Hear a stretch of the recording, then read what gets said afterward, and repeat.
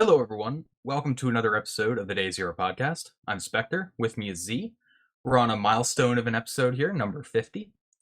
For those of you who may have missed our last podcast, we did have to unfortunately cancel the stream for last week's, but we did still record the episode. So the VOD is up on the usual places: YouTube, Spotify, and the other links on Anchor.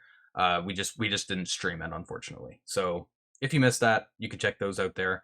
We also have a follow-up video to our programming language discussion from 2 weeks ago, coming on Thursday this week at 8 a.m. Last time we touched on if programming is necessary for security research. This week will be a discussion on what programming languages are useful to know and getting into some of the nuances of that and where they can be applied in security. Today, our layout will be a little bit different than usual. We'll be starting off with a bit of news and research about fuzzing using GPUs, talking about some exploits and RCEs, including GitHub bugs, a FreeType vulnerability being exploited in the wild, and then we'll circle back to some news because Auntie may actually be joining us at the tail end of the episode to give some insights on those topics. No guarantees, but we'll see if he's able to join us today because that'll be really cool. Now that that's out of the way, we can jump into some news. So, YouTube DL. So many of you may have heard of it. It's a tool to be able to download videos from YouTube. So it was open source on GitHub, and the source code, the repository, was cease and desisted. So I know you have some thoughts on this, C. So I'll let you take this one away because this one has a bit of drama attached to it. Yeah, well, there's drama attached to it. I don't know how much we're going to dig into that. I did just find, even though this isn't directly security related, there is a lot of overlap between kind of what's going on here and some of the lines that we may cross in developing security tools and things like that. Now, I'll be honest, I kind of agree with a lot of the sentiment that DMCA sucks. The whole copyright system kind of needs to be updated to, the modern world. Even so, I do have to kind of land a little bit on the RIAA side here. I think they have a fair case that, YouTube DL does cross the line, even though we can kind of look at this as being an example where you've got a dual purpose tool. It's again, I kind of mentioned how with exploit scripts, with the general kind of hacking tools, they're always dual purpose. They could be used maliciously, but in theory they're designed to be used when you have legal permission to be doing whatever you're doing. And so that intent kind of matters. So what the RIA is kind of claiming here is that YouTube DL here's where they state it: the clear purpose of the source code is to circumvent the technological protection measures used by authorized streaming services and to reproduce and distribute music videos and sound recordings owned by the RIA's member companies. It hinges on that question of what is the clear purpose of the source code. Is the clear purpose actually the intent to circumvent these things, or is it something else? Is it something less nefarious, less malicious? On those points, though, on the second point, I think everybody can kind of agree it is there to reproduce the content. Not necessarily music videos, but it is there to reproduce the videos, to download them, or even to pull down the I guess it pulls down the video and converts it to MP3, but to get the audio. Circumventing the technological protections is one of the more crucial points. With DMCA, you're given certain fair or free use, fair use exemptions. And the issue with those is most of them, you've got the fair use, but if you have to either violate terms of service from one of the providers, or if in this case, you have to circumvent some sort of protection mechanism, you no longer have that fair use. The fair use doesn't include bypassing certain things or operating against the terms of service or needing to break other laws in order to obtain that fair use. So you can argue whether or not YouTube's rolling cipher and how they kind of store the URLs and change the URLs is actually an example of defeating a copy protection mechanism, but as far as I'm aware, it is a very, very trivial bar that you have to pass when it comes to defeating copy measures. One case I can remember, this is quite a while back, but there's a DRM service. All they did was they would take, like, I want to say an MP4, might have been another file format. They take a video file format though. They would change like the first few bytes of it to be the name of their DRM. So basically just clobbering the magic number, so like your normal video player couldn't actually open the file. And they called that a copy protection and filed a DMCA claim when somebody undid that by replacing the few bytes at the start of a file with the appropriate header. So, I mean, it doesn't take very much to be considered circumventing a copy protection. Basically, if there's intent for whatever that feature is to protect the content and you go around it, it's pretty clear that you're circumventing it, even though it's insanely trivial at times.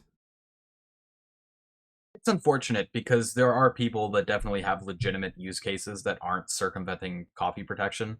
There's somebody I know that said that they use this tool for pulling down like their own videos and stuff like that, or even just pulling down podcasts that don't include like music or copyrighted content, but they just want to listen to them without having to use YouTube, right? Because YouTube kind of sucks for listening on mobile. Unless you have YouTube Red or whatever it's called, you have to keep the phone unlocked and the screen on to be able to listen to videos. So that's kind of the reason why people like to pull stuff off of YouTube.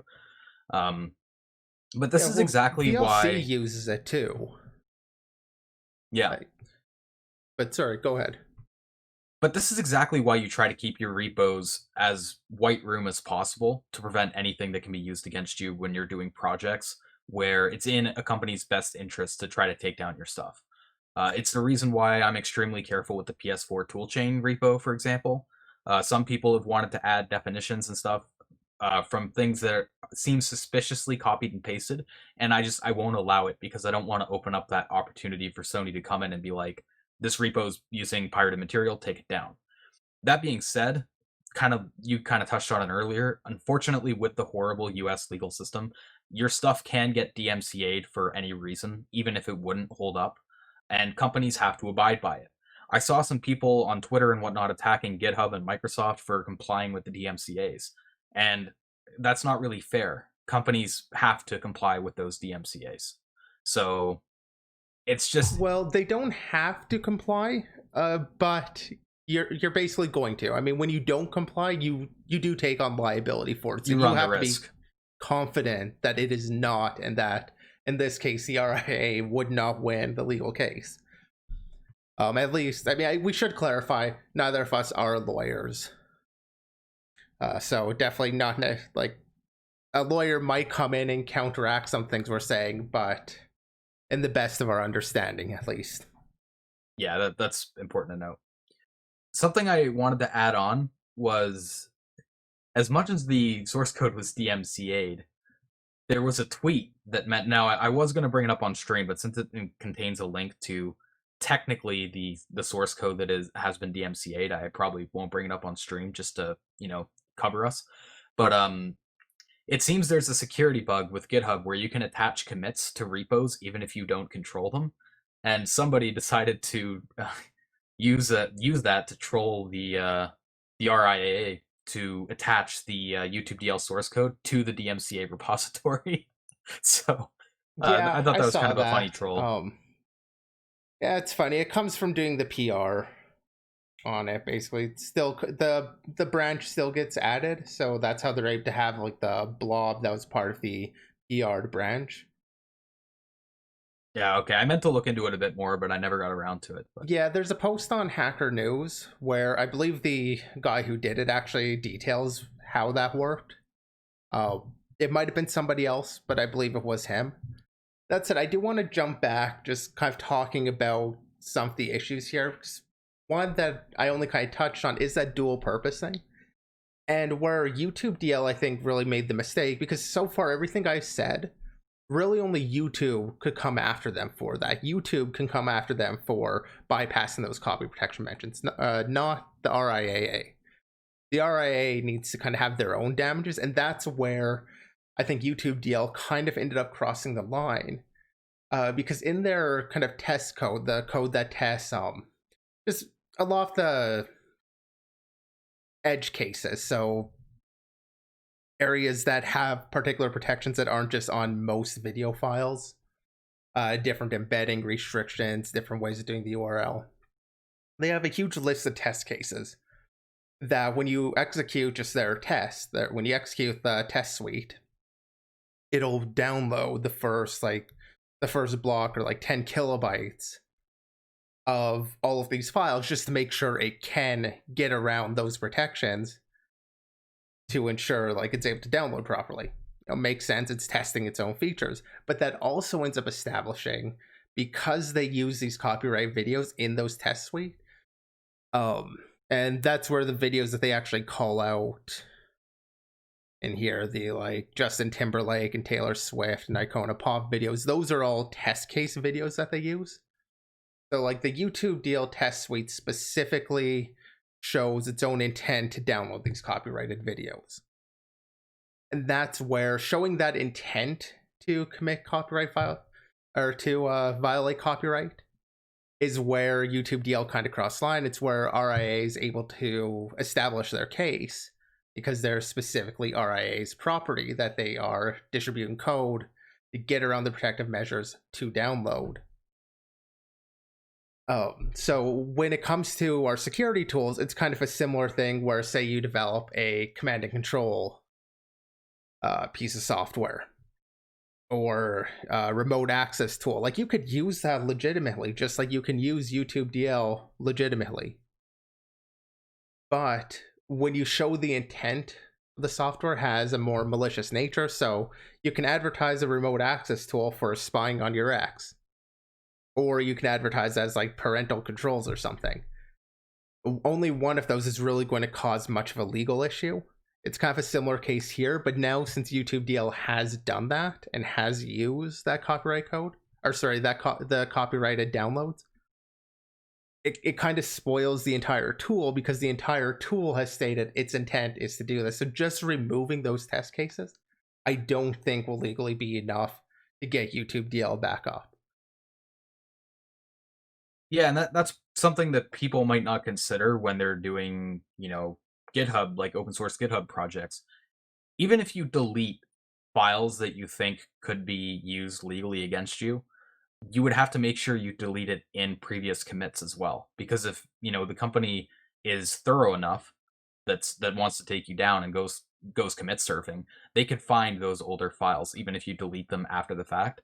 So that is another thing with the PS4 toolchain that I've been very mindful of. You don't want it at any point in time, because you just don't want to have to deal with the headache. Yeah, I mean, it establishes the intent and the foothold for, in this case, the RIA, in your case, Sony.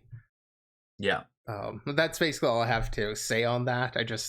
I think it's important to recognize how easily you can cross that line just in how you word and display things. It doesn't actually have to be how you're using it, as long as that intent can be shown. Yeah, and that's important because people are speculating that this is going to be, if this gets challenged in court or whatever, this could be like a landmark legal precedent for other projects going forward. So yeah, in fairness, I do want to comment a couple things. Like, it is only downloading the 10 kilobytes of the file, not the entire thing, but it is doing the copy protection, or it is bypassing the copy protection. But like, there is room to say, well, it's not actually downloading yet. Like, there's some wiggle room there. This is like RA kind of prompted on this one based on the ruling of a regional German court. So DMCA isn't just the US. Several countries have kind of signed on to protect copyright in a similar or the same way. I'm not sure what the treaty is for that, but other countries are involved with that. So the RA is kind of making the claim based on a similar case in Germany. Whether or not that's going to hold in the US is yet to be seen. yeah. That being said, I think we can move on to some research. So this is some research into whether or not it's viable or feasible to move fuzzing from CPU-oriented to GPU-oriented. Now, this is cool because leveraging GPUs for fuzzing has been something that's been talked about for a while. I think it's kind of been augmented by a bit of the hype surrounding the NVIDIA 3000 series launch that's happening at the moment, even though that's a disaster in and of itself. But GPUs are cool and have been used for heavy computing and parallelizable tasks for a while now. Mining, folding at home, AI. Supercomputers are basically massive GPU clusters. And what makes it appealing is because it's easier to scale GPUs because of things like SLI, scalable link interface. Although that's kind of being killed by NVIDIA too, but that's a separate topic. But GPUs are just really good at putting through a lot of raw calculations and running things in parallel, which is why they're great for running shaders for maths for games and number crunching for crypto mining, for example. But they're not so great when it comes to executing complex programs that require branching. They're just not really designed for that. So because of that, up to this point, even though it might sound like a good idea if you just consider raw power, they haven't been leveraged for fuzzing, really. And that's something they mentioned in this blog post. But they wanted to see if they could make GPUs more cost effective than CPUs when it comes to fuzzing in their experiment here. So they experimented and compared their GPU fuzzing setup against libfuzzer. So they ran on Tesla T4 GPUs running in Google Cloud, and they compared against libfuzzer running on a Google Compute Engine 8-core N1 instance. So in their research, they detail some of the challenges that came along the way, along with the branching issue that I mentioned. For one, GPUs run their own proprietary instruction sets. They don't run like x86 or ARM or PPC or whatever. The other problem is GPUs don't run an OS, so you don't get I/O or a file system or anything that needs syscalls to back it up out of the box. Memory is also really hard to manage because there's several hierarchies that are optimized for certain types of operations, and your memory is a lot more limited because you can't just plug in a DDR4 module into a GPU. It has its own onboard VRAM, as it's called. So it is more limited. A lot of challenges there. One of the things, though, kind of mentioned here is without an OS, you also lose memory isolation or like process isolation and the isolation of memory between your processes, which is one of the big challenges they had because when you're writing standard software, and in this case, if you're going to be fuzzing standard software, it's going to assume that it has basically its entire memory region to itself. So the lack of an operating system also means the lack of any sort of process isolation. So all of the threads that are running on the GPU, in this case up to 40,000 threads, are all going to be sharing the same memory. In this case, about 16 gigabytes of memory. So that only leaves like 400 kilobytes or something. Yeah, mentioned. 419 kilobytes of memory per thread. That's not a lot. Especially when you consider some fuzzing targets that are like really juicy for fuzzing, like browsers and stuff. Not even close. I think we'll kind of get onto that a little bit later. I did find this just to be a interesting write because he did cover a lot of the challenges faced. From their initial benchmark, didn't just go to and we built this fuzzer that like hits whatever their final number was. They show off here at on their first test case, they're comparing with libfuzzer hitting 1.9 million executions per second versus their own only hitting 126,000 executions per second. Like they show a huge difference there, and they show how they kind of figured out all of these problems from. One of the first things was just how they shared memory. So they basically wrapped all of the memory access with their own function calls to read and write memory.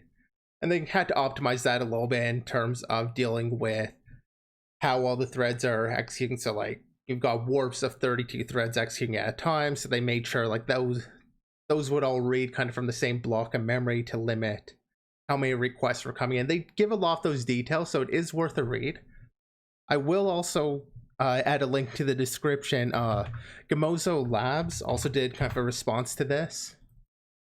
And for those who don't know, he's like big into fuzzing. Yeah.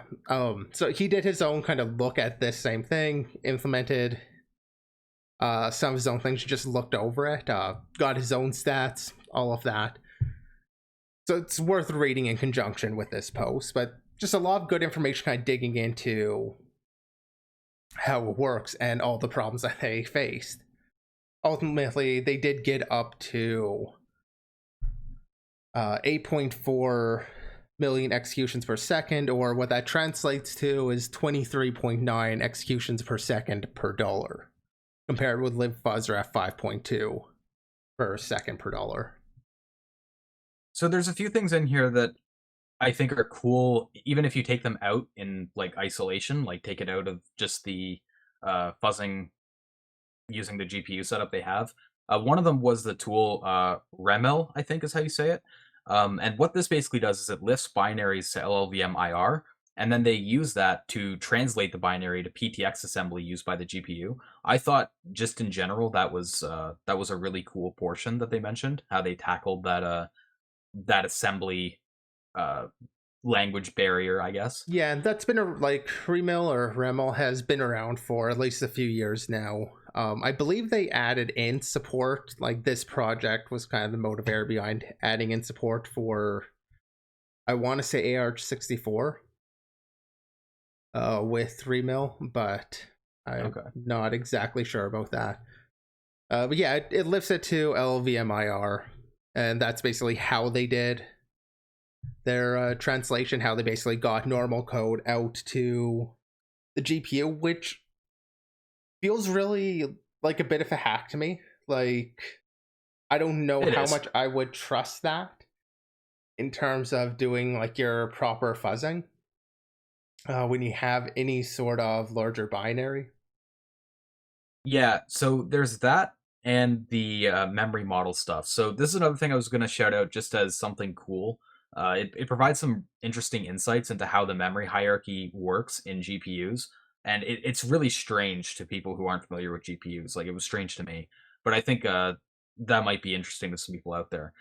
But what you were mentioning with that translation, as well as the hacks they did with the memory hierarchy to get some better performance, which was really cool as well.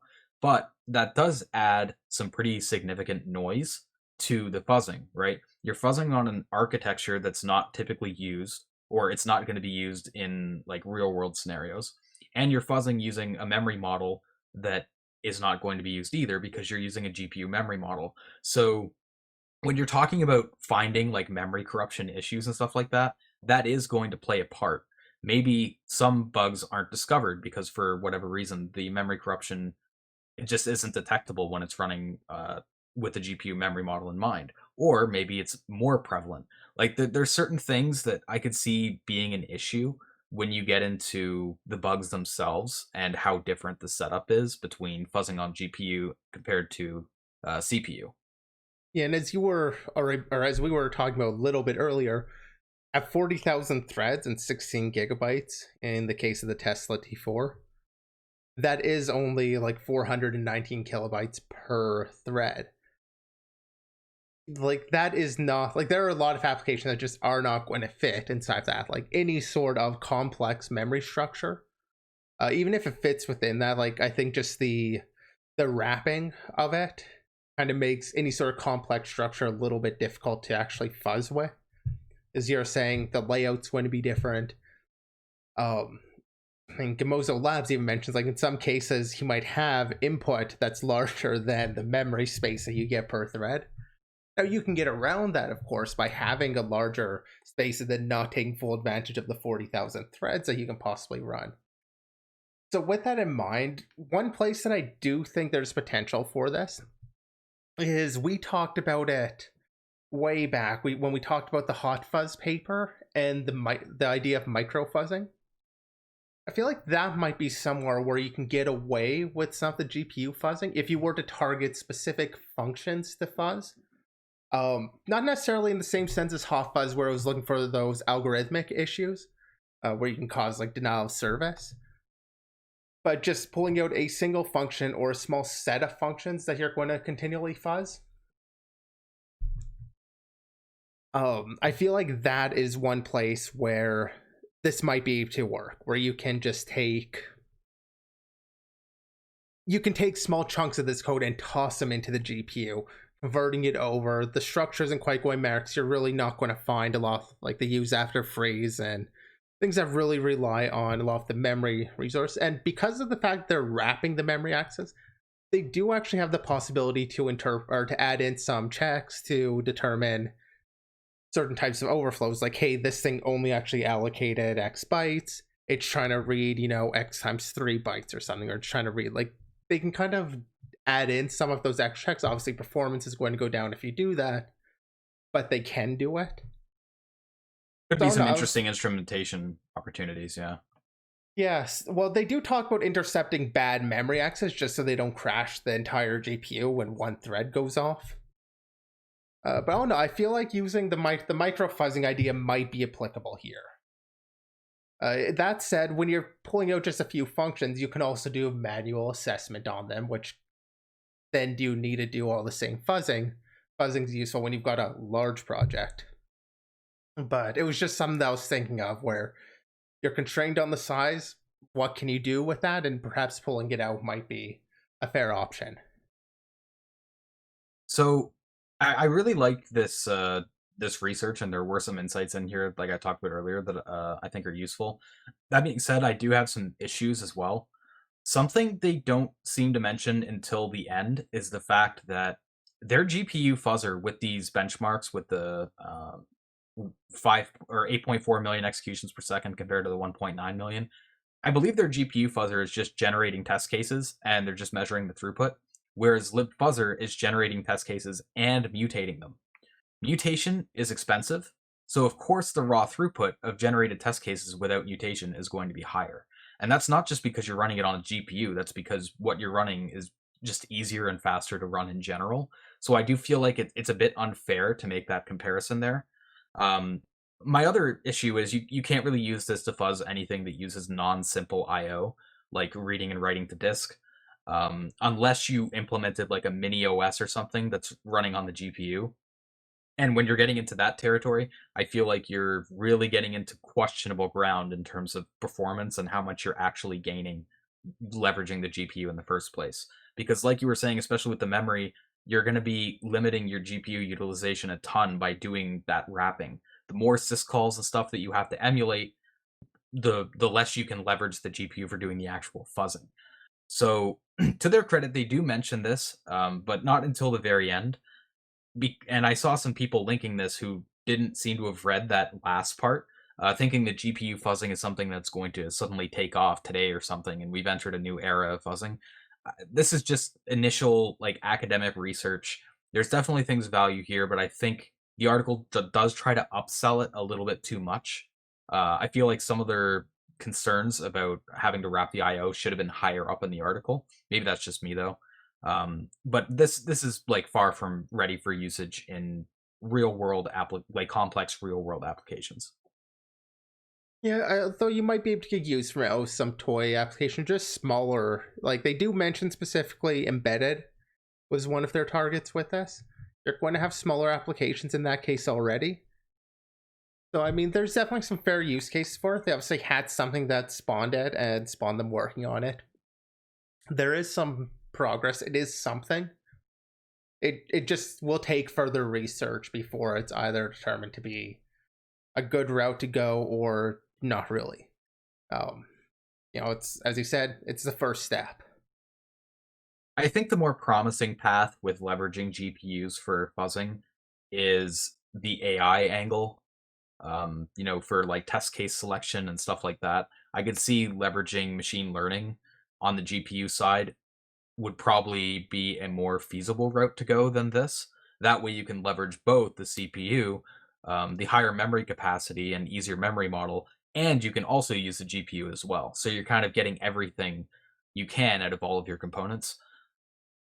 So it'll be interesting to see if which path kind of takes off in the future.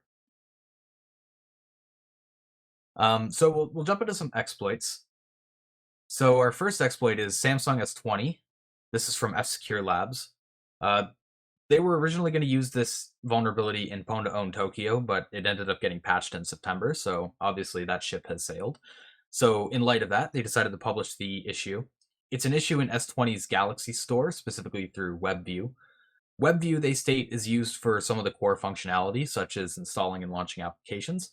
What they chose to target was the editorial activity web view, which was used for browsable intent links and NFC tags. So they talk about the process from going from an intent link or an NFC tag to verifying the URL and processing it if it's valid. And basically how they do that is they check if the URL starts with a request to image.samsungapps.com over HTTP or HTTPS. The problem is they allow both HTTP and HTTPS. With HTTP, you can man in the middle the response to inject arbitrary JavaScript, and using that, you can install and launch arbitrary attacker-controlled applications as long as they're on the Galaxy Store. And the reason that's a problem is that can be an initial vector or foothold to get malware on a device. The way Samsung fixed this was they just removed HTTP from the allow list. It has to go over HTTPS now, Yeah, which which makes is sense. which is a fair solution to this. I will say it does have to be in the Galaxy Store, but like I said, it is like basically you've got an automatic install and open of any application within the Galaxy Store. That's definitely a usable vector. And the reason this is possible, didn't quite touch on, but the editorial activity being used will add a JavaScript interface that can be called by the JS on the page to interact with the native Galaxy Store application. So that's where it gets the download app and open app. That's two of the interfaces that gets provided by the editorial interface. That gets added onto that web view. So that's where they're kind of getting that download and open. It's basically built into the application. It's intended to let the official app do those features while still having a web view. But yeah, it's a fairly straightforward issue there. HTTP bad is pretty much all you need to say about it. Something important to note regarding the fix is even though it's fixed in 4.5.20.7, very long version number, they note that that may not come pre-installed with the October 2020 firmware. You may have to go into the store app and accept the prompt to update, which, let's be honest, many of us do just choose to skip and don't want to bother with updating. We want to do what we want to do. So that it is possible that this could be exploited even though it's fixed. But yeah, decently simple issue. Simpler than I thought it would be, considering the headline. But I guess this is another mantra of that keep it simple, stupid philosophy, especially when it comes to exploits. Simpler it is, more easy to exploit it is, and less chance of stability issues. So yeah, to be fair with this one, like it does require an attacker that is on the local network. I think that's one of your biggest hurdles with this one. Is you need somebody who is able to man in the middle of your traffic. So I do say local network. In theory, they could be elsewhere too. Man in the middle on like one of the internet backbone routers or something, but that's a lot less likely than somebody local. Basically, it does take somebody with a decent degree of access. Not impossible. You can connect to an insecure Wi-Fi. Somebody on possibly even like your work Wi-Fi. If your employer doesn't do proper client isolation, there's a lot of ways it could be abused, but it's not completely remote. Yeah, which is the case sometimes with a fair bit of the issues we cover. That being said, they're definitely still issues, so that's why we still cover them. So we'll move into Jitsi. So this was a technical advisory put out by NCC Group. It's Jitsi Meet Electron, which is a cross-platform application for video conferencing and screen sharing.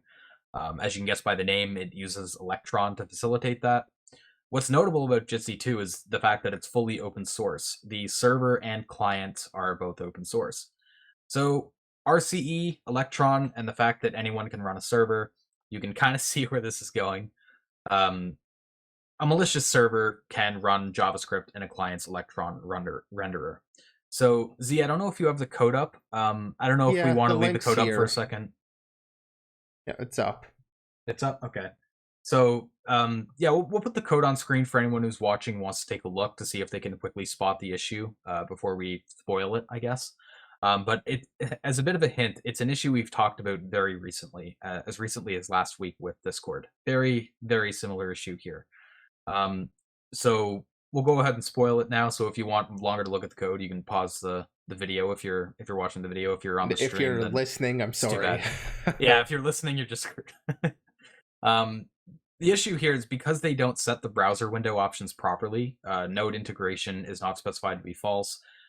Native Node.js methods can be accessed. So Node.js is very powerful. You can use it to execute native code.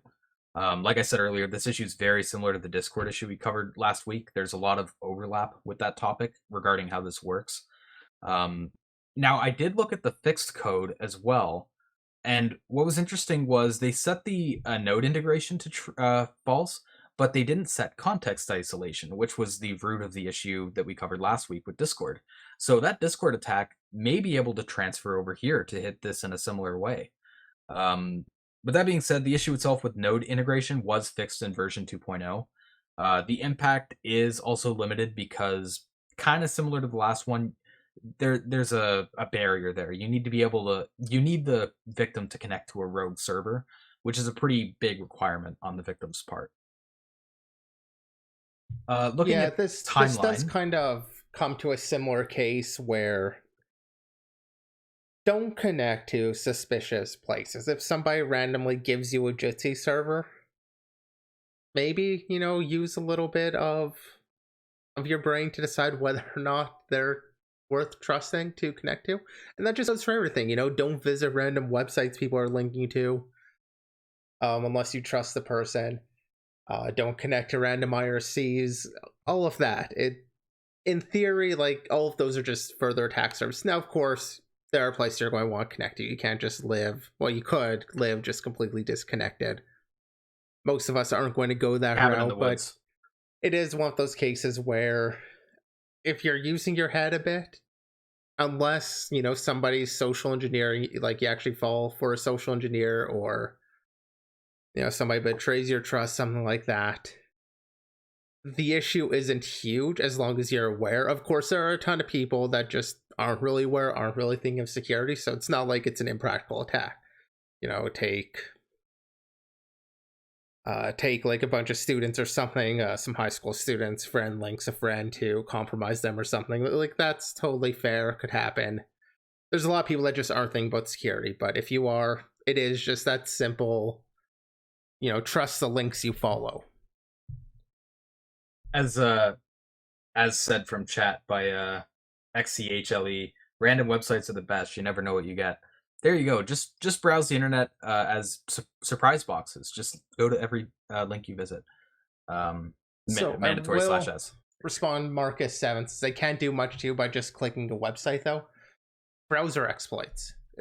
It's kind of the same situation as here. In this case, it's a Jitsi exploit. Obviously, this is much easier to pull off. Odds are, well, depending on who you are, people probably aren't dropping browser ODAs on you.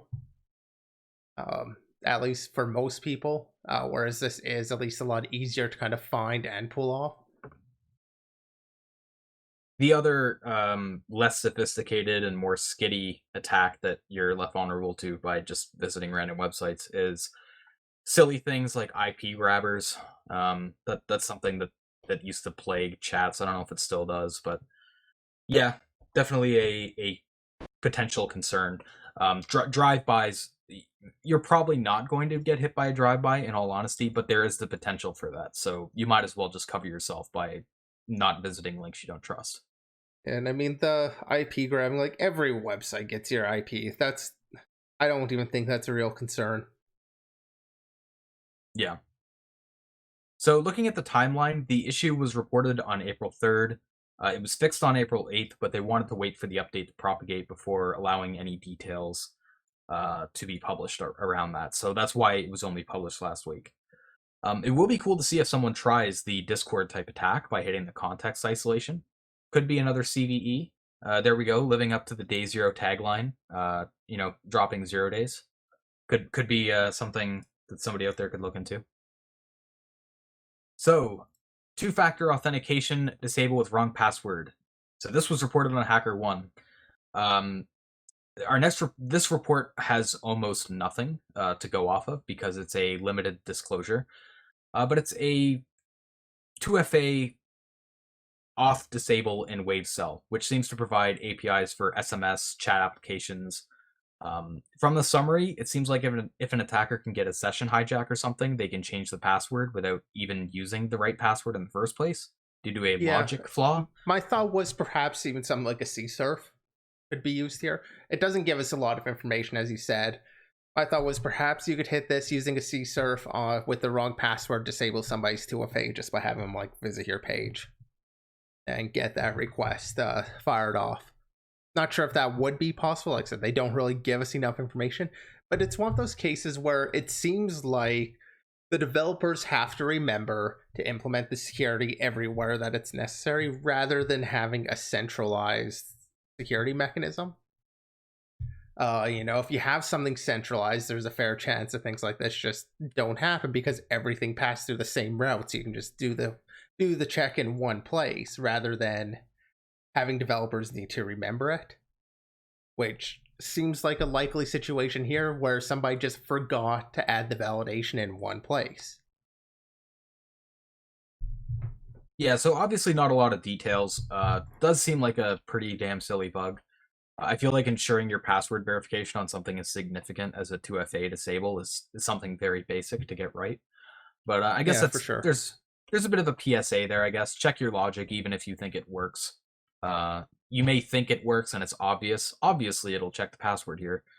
Test it, because that's not always the case as much as people like to think it is.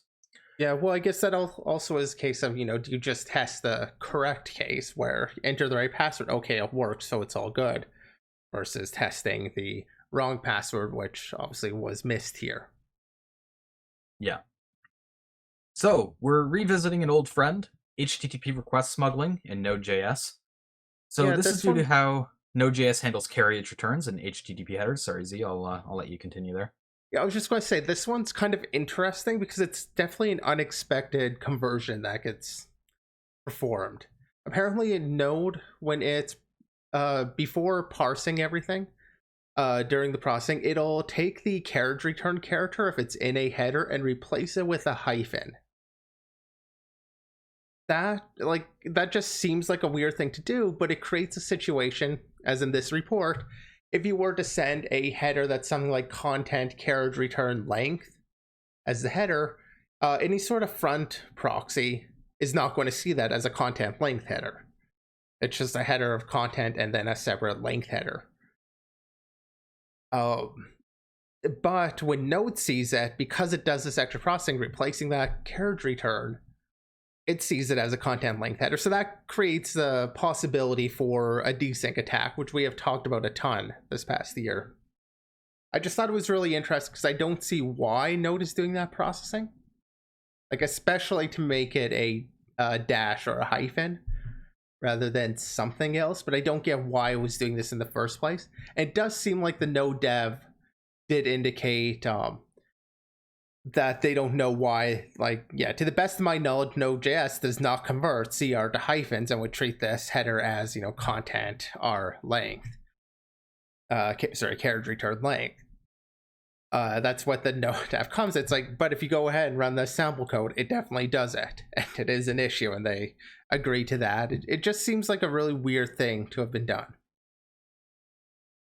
Seems like one of those weird pieces of code that was written a while ago by somebody who might not be on the project anymore or something, and people just weren't aware of that strange behavior and it wasn't documented. So HTTP request smuggling is like a really cool topic to talk about. It's probably like my favorite web issue just because of how weird it is. And it's also pretty impactful. Like this type of issue can be used for cache poisoning, account takeover, session hijacking. It's a pretty powerful attack. And because of that, this received a pretty high impact rating. I think it was at a 8.5 severity on HackerOne. So yeah, received a high impact rating, was fixed in September in a September security release on September 15th. Unfortunately, it doesn't seem like there was a payout for this. Node does pay out, but only for Node.js core issues. They don't pay out for nodejs.org or other project websites. So I'm guessing that's why they didn't do a payout here, even though it was a high severity issue. But I mean, yeah, this does seem like this is in the core Node. This is in Node.js.org. Personally, in my opinion, I think this should have been paid out. Yeah, I mean, I guess in order to exploit this, it does depend on the client setup. Also, running that reverse proxy in front of Node, which honestly in these days is going to be a pretty common setup. where you do have something in front of Node, not just running Node exposed to the internet. But yeah, it does seem, I didn't even look at what the bounty payout was, so I didn't notice that they didn't pay it out at all. That said, Node is an open source project. I do believe they're, like, I don't think they have like huge payouts in general. I think their payouts are in the thousands. Last I looked, I think 10,000 for severity or so. Okay, maybe 1,500 for high severity, high impact. I just pulled up there. Okay, fair enough. I might have been thinking of something else then that had the high end. Yeah, 1,500. Okay, I was thinking of something else. All of these do say minimum is demonstrate the presence of a security bug with probable remote exploitation potential. They do say critical vulnerabilities, so arbitrary code execution. It does seem like they're basically looking for code execution issues for a lot of these payouts, and that are remotely exploitable if you want a payout. So that's probably where this comes, because it can be used. It depends a lot on the setup of the target application in terms of what you're going to be able to do with it, what information you can leak. So definitely, I'd still say like this feels like one of those things that really could have used an exception to that. I agree, yeah. This feels like a bit of tunnel vision on the payout criteria. Yeah, but given that criteria, I do kind of understand where they're coming from. They don't want to be paying out just for absolutely everything. As an open source project, they probably don't have a lot of funding to go towards paying out the bounties. And I mean, 1,500 is already pretty fair for what they're paying out, at least. Yeah. Yeah, I saw this and just thought it was so weird to be doing that carriage return replacement. Yeah, I was thinking the same thing. I can't think of a single scenario of why you'd want to do that, but yeah, it happened, so. Yeah. We'll move on. We have 3 different articles from the same author about GitHub and Gist vulnerabilities. We'll start off with Gist. So I will interrupt you, just say thank you to Kubli for the sub. Oh yeah, awesome. Yeah, 3 months. Thank you. So this is an open redirect bug in GitHub Gist. They dug into the Ruby on Rails code and discovered, query parameters from the URL were put into hash maps, and that's kind of where their discovery phase starts off. When investigating the different values that could be set, they found one that exhibited interesting behavior on different pages they tried, which was the script name parameter, which is used to prepend data to an application path. So you can see why this sounds like it would be interesting. In some areas, it led to XSS. In the OAuth mechanism, it led to Open Redirect. So the login authorize endpoint for OAuth added the variable to be prepended to the redirect URL. I kind of want to interrupt you there because it wasn't the OAuth that was vulnerable. They used OAuth as part of their exploit, but Well, the OAuth was the vector that was used to abuse it. Well, that's where I was going with it. So the issue itself, though, was just in an area. I'm not sure they actually show us which area or which module actually did the redirect, but there was just an area that took parameters. And yeah, if the source equals message page, if you had that, it would redirect to and then use this URL for method, function, which we were talking about earlier, where it would just take all of the request query parameters, turn that into a hash map, toss that in as all the arguments for URL 4. So you can control all the arguments to what URL it's going to try and generate. So what they did for the actual attack was abusing the OAuth. Because it basically gives them an open redirect. They could set up the URL to redirect to any URL rather than what's intended, where it's intended just to be used for kind of local paths. They include this only path parameter, which indicates that it won't include the domain. So it's intended just to kind of take you around the website, redirect you to another portion of the application. So coming back on how they actually abuse that, open redirect is often an ignored issue. A lot of companies just won't really pay out for it. They'll just accept that as a risk, whatever. I mean, in a lot of cases, all you're really doing with it is redirecting somebody to a phishing page. Now, I do think it's an issue that can definitely be abused, but if that's all you're doing, I can understand where companies are coming from in just saying it's not quite worth it to put a lot of effort into fixing that. So finally coming back around to OAuth, by using the open redirect to set up a GitHub OAuth authorized request that had its redirect URL being the vulnerable page in GitHub Gist, or well, in gist.github, I guess would be the better way to put, which is where this vulnerability existed. It would hit that redirect page, and then they could redirect that request back over to their own page, which gives them access to the information being passed inside of the URL parameter, or as a URL parameter at that point, which means they can then go ahead and manually hit the log or hit the actual callback page with that information and have an authorized OAuth session using the information they leaked using that open redirect. So that's where OAuth comes in. It's what they use to exploit the issue, but the issue isn't really in the OAuth implementation at all. Because that's just how OAuth works and how the redirects work within it. Yeah, that's my bad. I didn't want to imply that the issue wasn't OAuth, just that they abused it through that, like using it as a vector. But yeah, thanks for clarifying that, because yeah, the way I worded it wasn't the best. But it is worth noting that Gist and GitHub, I keep saying Gist in different ways. I'll say Gist, I'll try to keep it consistent. Gist and GitHub use different tokens, so this doesn't grant access to the GitHub account. That would be a lot more serious, though. You know, just account takeover is pretty serious too. If someone uses secret Gist a lot and whatnot. Yeah, it It's was a still cool an write-up. issue. Yeah, it was a cool write-up. There was a bit of confusion here, though, because they used the word hash when it seems what they were referring to was hash map. At first, we both misinterpreted what they meant by that. I thought they meant the hash of the gist itself, like in the URL.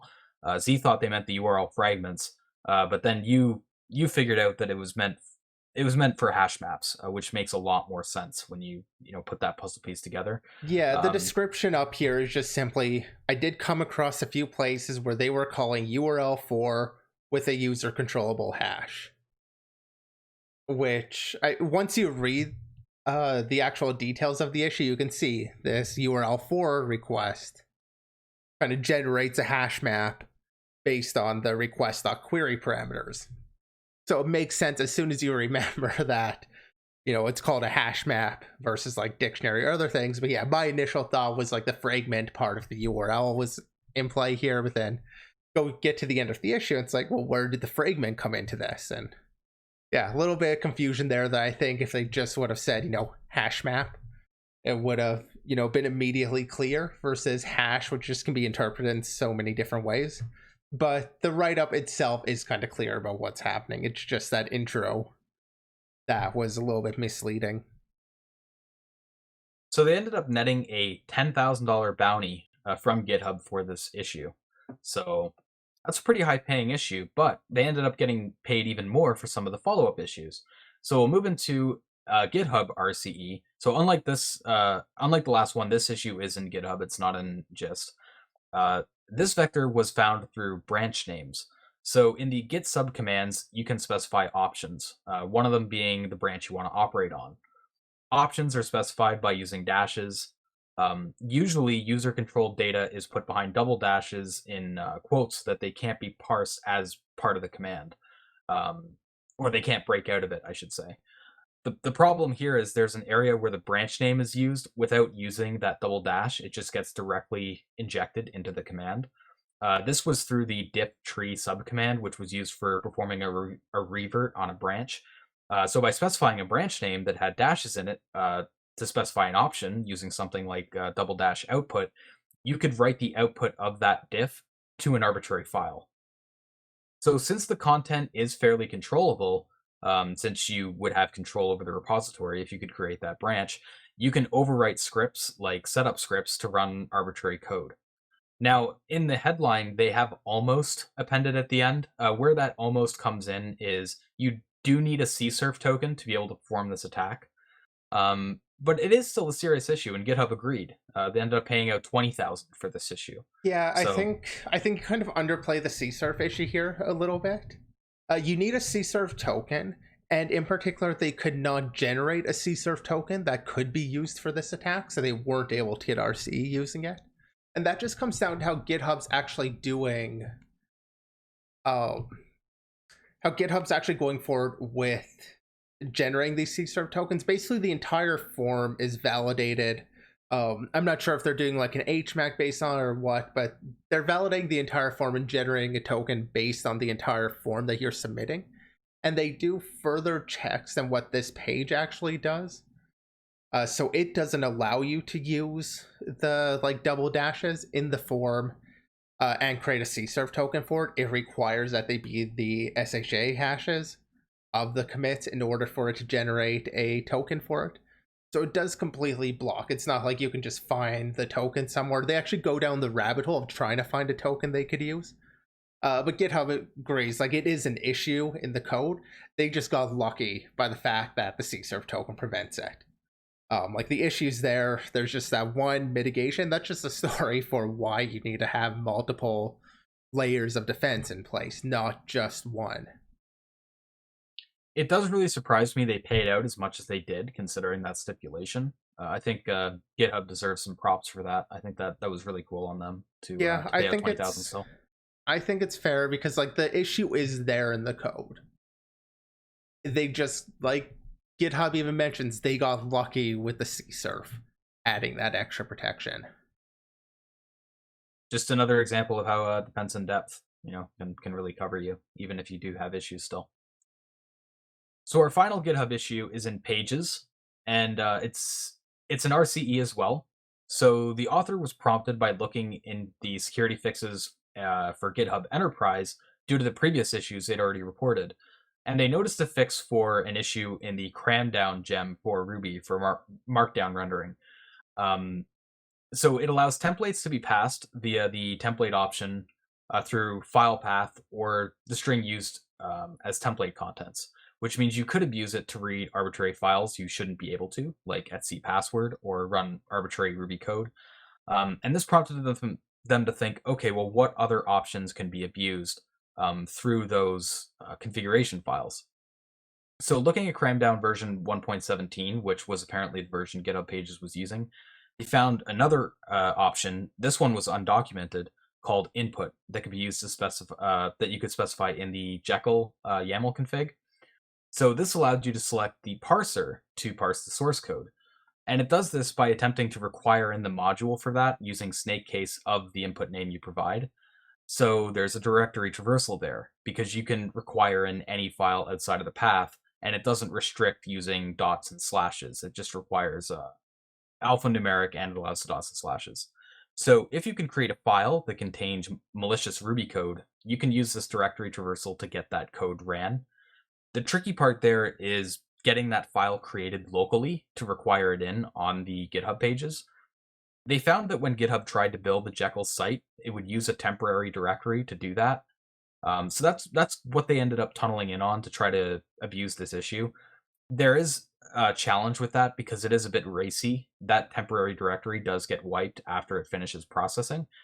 How they got around that was they used large files and they do it over and over again to try to expand that window. So that was the first RCE.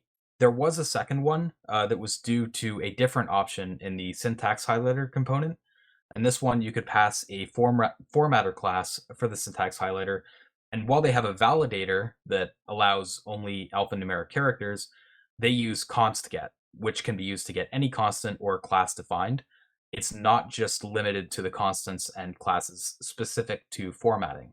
So this is kind of like a deserialization attack in a way. You can get a top-level Ruby object created, and you could somewhat control the initialization via the hash pass to it.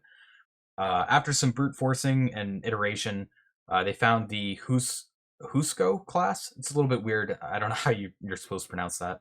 But it's basically used for jailing Docker containers, jailing using Docker containers. Ironically, here it was used to break integrity rather than enforce it.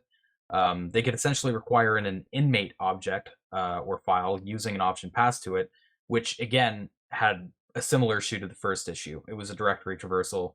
You could set an arbitrary inmate directory and require in code that you control. So in terms of timeline, both of these issues were reported on August 20th. Both were fixed on August 27th. This one netted 25k total. They got a 20k base bounty plus a 5k bonus. I don't think they mentioned what the bonus was for, but overall, very nice. In total, over these 3 sets of issues, they pulled in 55,000. So that's not bad at all. GitHub really ended up paying these researchers quite a bit for all these issues combined. Yeah, it's a good set of issues too. We were kind of debating whether or not we wanted to cover 3 issues from the same author in the same week. And I mean, in this case, like, I think all 3 of these, had something interesting of them that is worth noting and was worth looking at. Except for that issue with the hash versus hash map. Generally, like, no real issues understanding any of them. Like, just good write-ups all around. Yeah, I like that they included that discovery phase as well. We always like to shout that out in write-ups. Sometimes they just jump right to the issue, which, clear and concise is good as well, but that discovery phase can offer some useful insights, especially if you're researching a project that is not generally, there's not a lot of resources out about.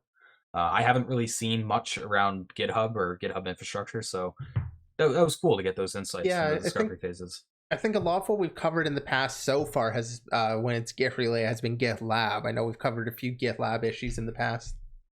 Yeah, it's nice to be able to visit that other side of the coin with hitting GitHub. Yeah, hit on Microsoft a little bit. Yeah, we love hitting on Microsoft.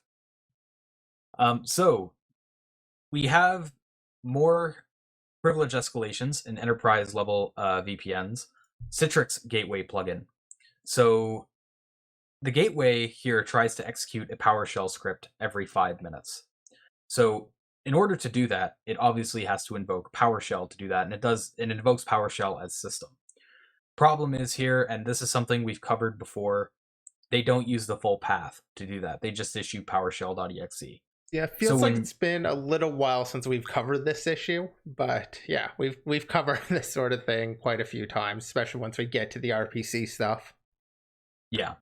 So for those who don't know Windows, basically what happens when you specify an executable and you don't specify an absolute path, it relies on a deterministic search order to find the executable that you want to run. So it first looks in the same directory as the application. If it can't find it there, it looks in the directory of the parent process. Then it goes to the Win32 directory, then the 16-bit system directory, then the Windows directory, and then the directories listed in the path variable in the order that they're listed in that variable. So in this case, it ended up falling through all the way to the path variable. And the problem there is, what happens if someone adds something that leads to a PowerShell executable earlier in the path than the legitimate one? Well, what happens is you can hijack the executable there. The second issue is it writes a log file to program data with system privileges. So just before we carry on, sorry, I do want to talk about when it comes to dropping the path. In this case, they use the example of Python. If you were to install Python first, then you kind of you're able to add the so Python has a very permissive directory.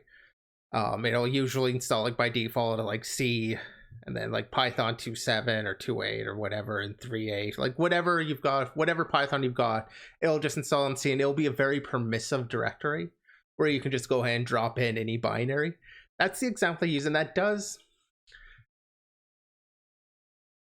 it feels a little bit weird to even go that route, but it is worth at least pointing out, like, Python's kind of common. I don't know, it felt like a weird thing to use for their privilege escalation, to just depend on that in particular. Yeah, I was thinking that too. I did notice they pointed out the Python strategy.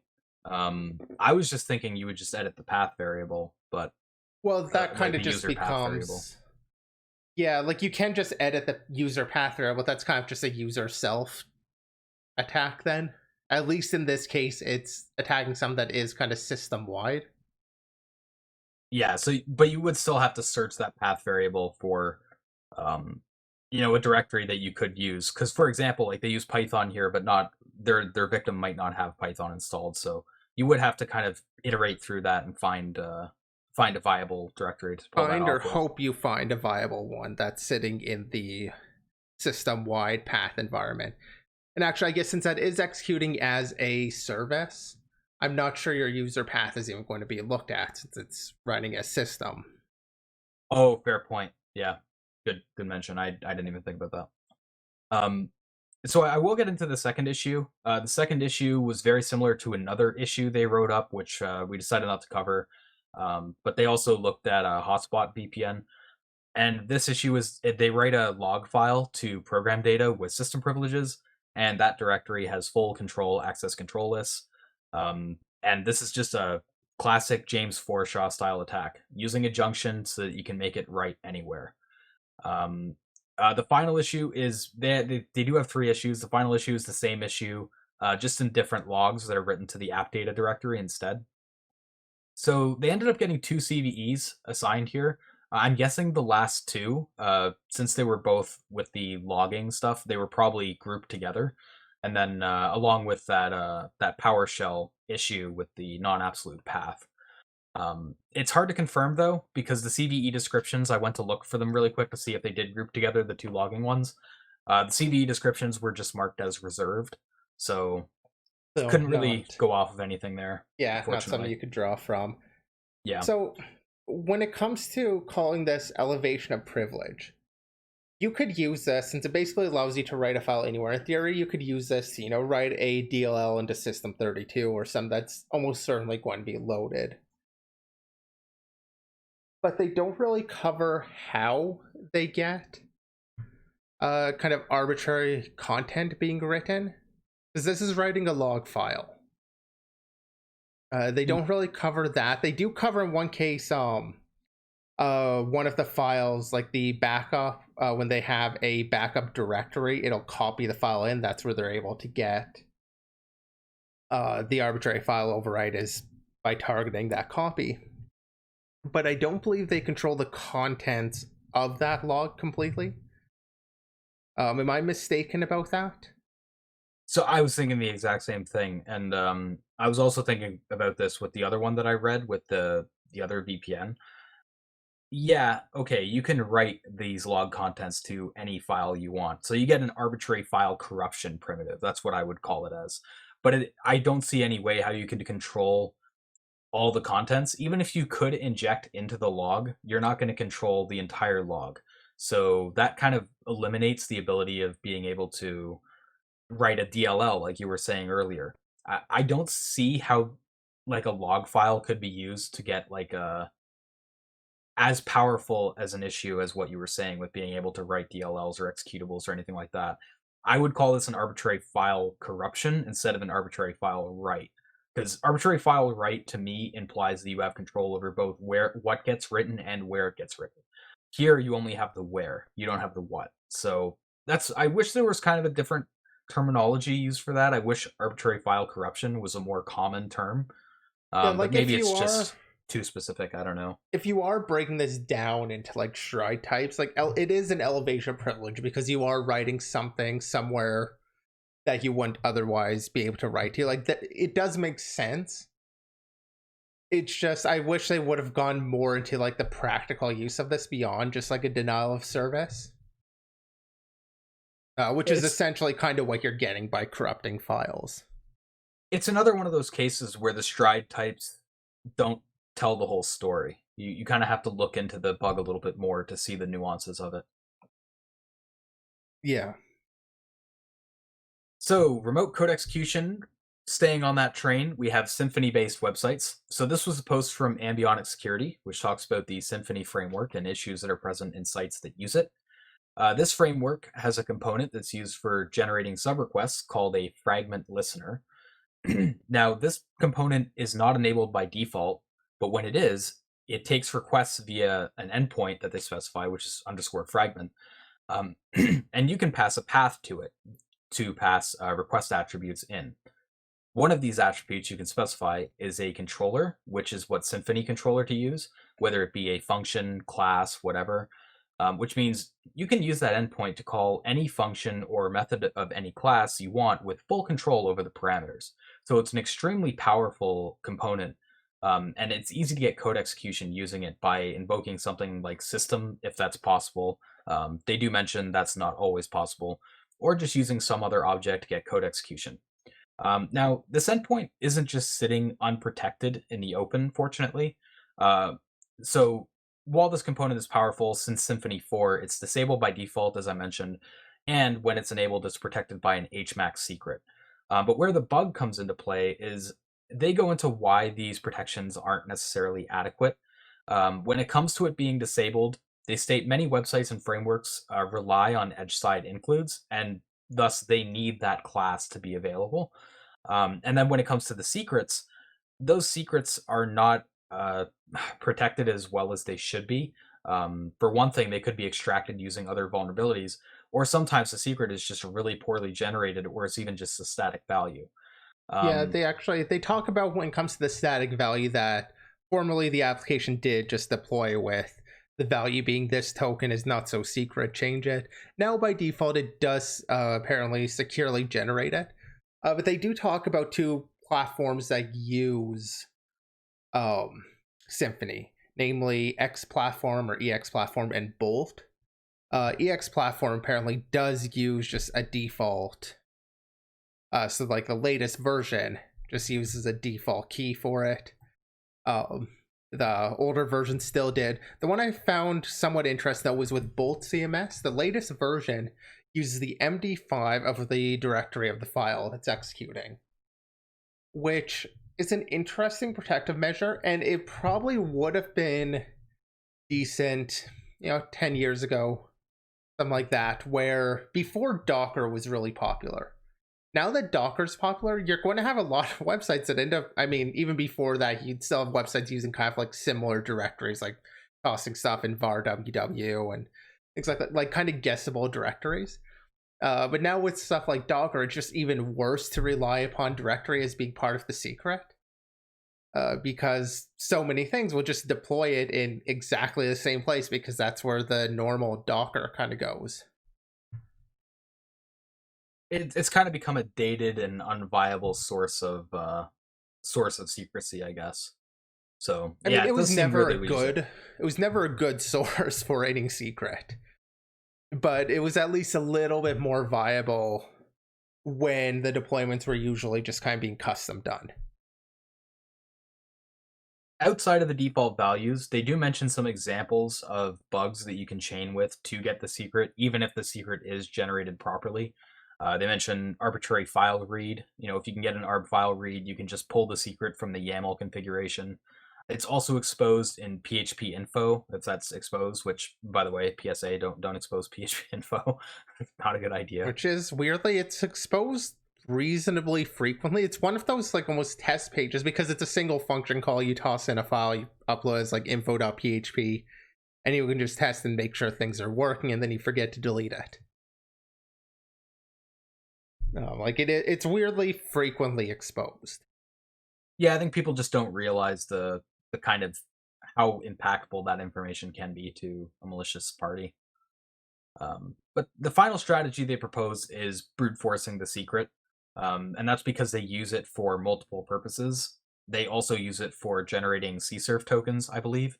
So they mentioned just brute forcing it using the multiple use cases for it. The article goes into more of the minutia of some of the challenges they face while attempting this, like the fact that sometimes that controller parameter can't be a function, and some of the other challenges. We won't go into that here, but if you find that interesting and think it may be useful to whatever you're doing, you can definitely check out the article. Um, Getting into thoughts about this is an example of one of those things where, okay, you can provide a powerful capability and lock it behind an HMAC secret. That doesn't mean that you're safe. It's very easy to have holes in a system like that due to misconfiguration or, like they mentioned, chaining with other bugs. So ideally, if you can, you don't want to have this kind of capability exposed at all. Even if you do protect it, it's not like a guaranteed nothing is going to get past it wall. And that's kind of what this article showcases there. So I get the feeling like a better approach for this would have been implementing some sort of easily configurable whitelist as to the appropriate controllers. Something like that, I think, would have provided a much better degree of security. Yeah, I think that's reasonable. That would have been a reasonable solution as well. Yeah, I mean, to be fair, like Symfony is just a framework. Applications are, they're just building off it. But the fact this fragment exists, that just kind of does this universal thing. Like, I think just adding in something to specify a whitelist, even if it's a fuzzy whitelist, would be better than just leaving it completely open. And before anybody suggests that, a blacklist would not be a good idea. Yeah. Whitelist or nothing at all, I guess. Because at least in this case. And I mean, there probably are some cases where whitelisting just wouldn't be viable. Far too many controllers to use something like that, or it's just too dynamic. But at least having that option there and encouraging that as the default, I think would have been better than just trying.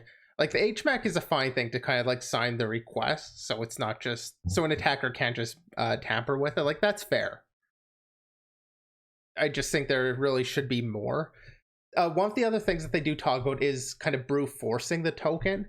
Because in one case, like, the token's being generated based on the unique ID function call. So it does a empty rand.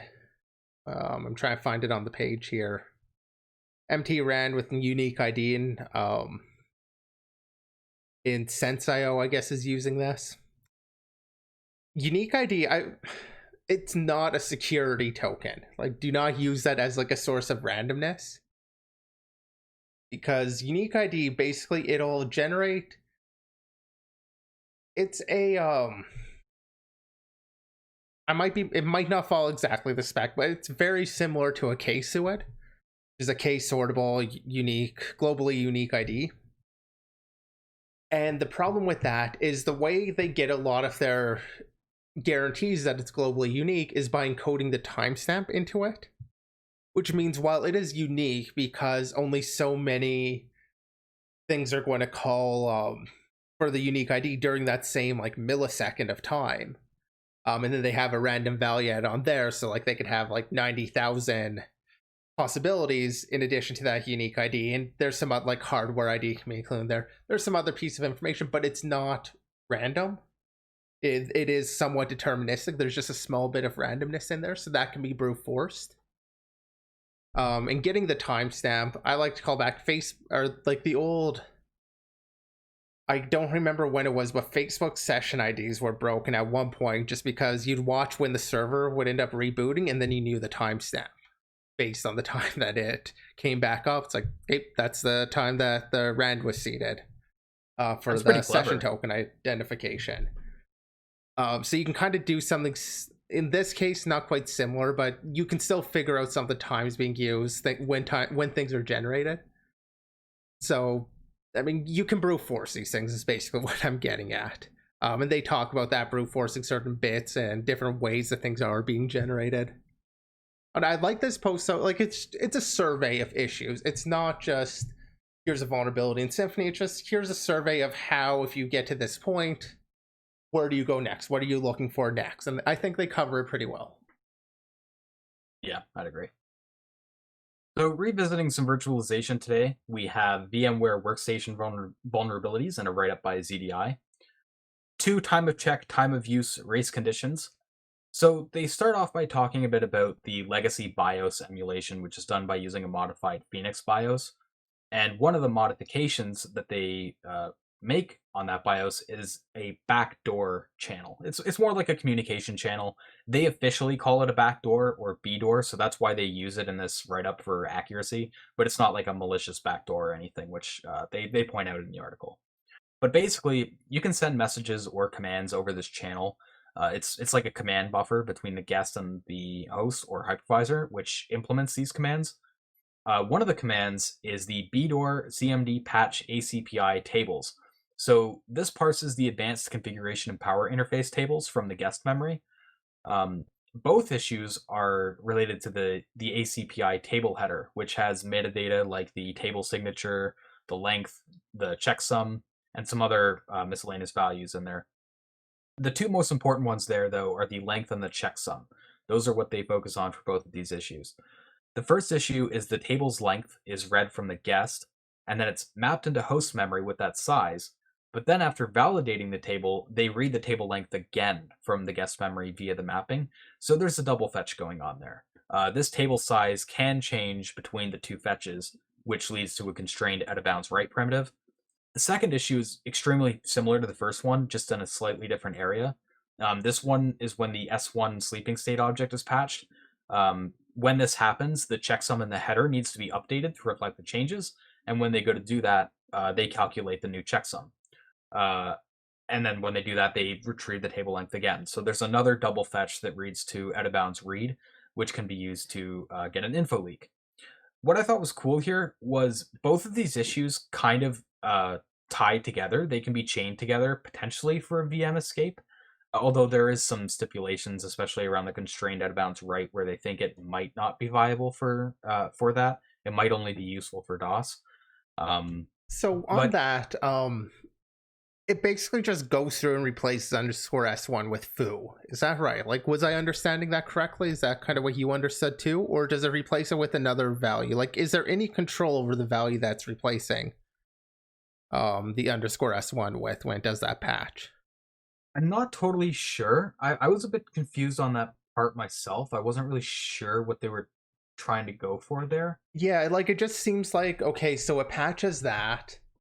You can perhaps get it, patching in the wrong place. But it seems like it would be a really hard thing to actually exploit that. And they do comment that it is a very constrained out of bounds, right? So that makes me think like it really is. You need to plant that underscore S1 and they'll replace it with foo. And that's it. Like that is very constrained. I don't see how you're going to get an exploit with that, apart from some very contrived situations. Yeah, as much as it would be cool in theory to chain these both together for a VM escape, in practice, I don't think it'll work out. Yeah, the That info being leak said, though is absolutely usable. Though I will exactly. say that. So the checksum, in case anybody's wondering, it's a really simple thing. It just goes through. It's a 1 byte checksum. Basically sums up all the bytes mod 255. So basically you just get a 1 byte value, just keeps iterating over that same 0 to 255 loop until the end. That's how it does the checksum. So if you keep expanding the length by 1, you can figure out what the next byte is, and then you can do it again to figure out what the next byte is and leak 1 byte at a time as far as you want. Yeah, which, like you said, that's very useful. That could be extrapolated out of this and chained with another bug for a VM escape. Yeah. Obviously, it's not a 0-day anymore; it's been patched, but it could be a fun exercise to take this bug and leverage it somewhere else. So, because of the out of bounds write being so constrained, they go through their proof of concept section and talk about how they exploited the info leak, but not how they didn't really go into any details about the constrained out of bounds write, presumably because they just thought it was a dead end. The way they fixed this issue on the VMware side was they just removed that legacy backdoor call to be able to disable the S1 sleep state. Again, one of those fixes where it's not a clean fix, but it's just a complete removal of the feature that led to the issue, which is fair enough. Yeah, I mean, it's legacy code there for some backwards compatibility, so, update already. They do actually even mention that it would check to make sure that your VMware, like the workstation tools or whatever being used at this point, was less than 6.00, I believe. So it's not like even the latest tools being installed would have had access to this if it's reported, depending on the version it's reporting. So I think removing it is a fair move. I will say I do wish we did get to see the fixes, just because it's always fun to see the fixes for these TOCTOU type issues, because they can be difficult code patterns to deal with. So we can I think patch diff. yeah. But I mean, like those fixes can be really informative just because there are certain code patterns where it can sometimes take weeks or longer to figure out how to rework code to prevent these types of issues just because of the way that the system was initially designed. Um, but I imagine, you know, that's the precise reason why they just remove the functionality entirely, because it's very easy to mess up those types of fixes. So, just a personal wish, but overall a good write up, and that first bug especially sounds like it could be really useful for chaining with other stuff. And VM escapes are always fun to talk about. Yeah. So we have a really short one coming up. This one is an authenticated remote buffer overflow in the Belkin Linksys WRT 160NL network switches. It was a bit of a mouthful. It was in their mini HTTP daemon. Basically, a really straightforward issue. They take data passed over an HTTP post request for creating a directory on the create dir action, and they use sprintf to build up the data. Basically, just a bad function usage. What they should have used here was snprintf. You should always use that with untrusted data because sprintf doesn't constrain the size, or at least it doesn't the way they used it, because they just use a %s format specifier. snprintf, you can specify a maximum size, which is what they should have did here, but they didn't. And because of that, there's a trivial stack overflow. They don't mention it here, but I imagine this binary probably isn't compiled with stack cookies, so this could probably be leveraged for code execution pretty easily. Just, standard stack smash, return pointer hijack. Though because they use sprintf here with a string formatter, null bytes are out of the question, which could be problematic for that. But without more details, it's hard to really know. I'm basically just speculating at that point. In terms of timeline, it was reported September 23rd. There was a response October 5th that the device is no longer supported. This switch was released in 2009. So this is basically one of those stories that ends in won't fix.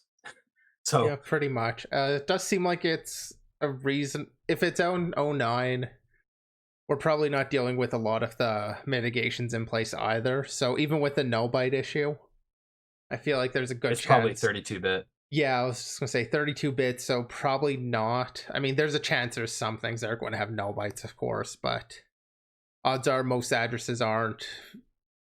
I feel like this is probably exploitable. Yeah, I'd agree. So kind of a short topic. I did want to springboard a bit of a discussion off of it.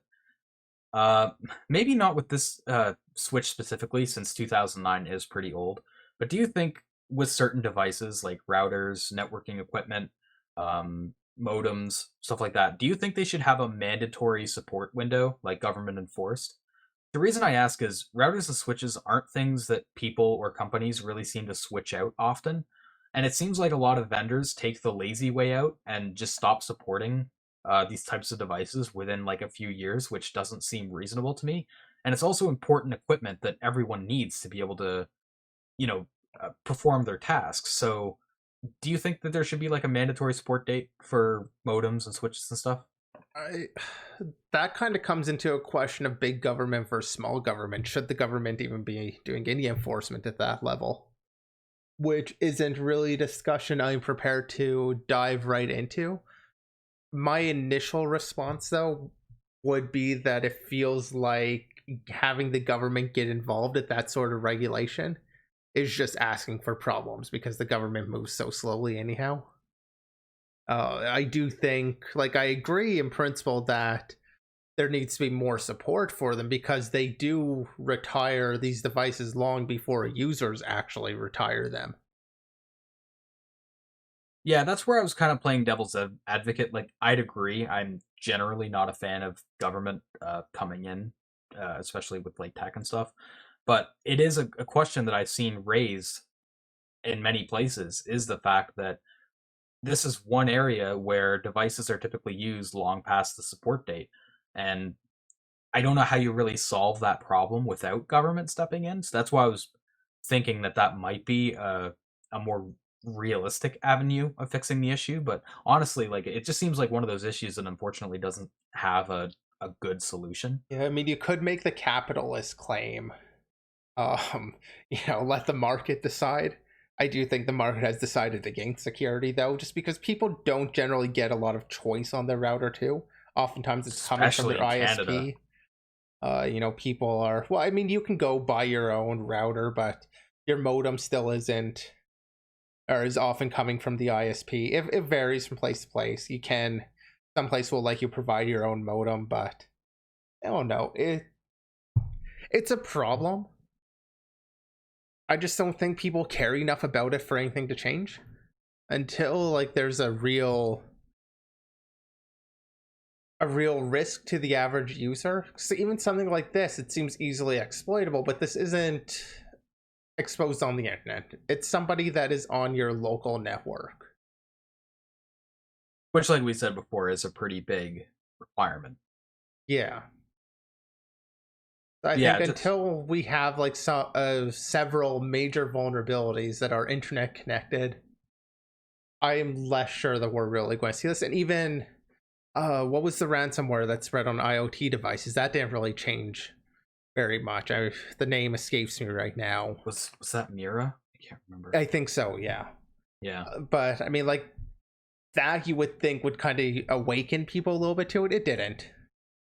So I don't know what's really going to change to have router security get any better. Just take the appropriate steps for yourself when you're aware of it.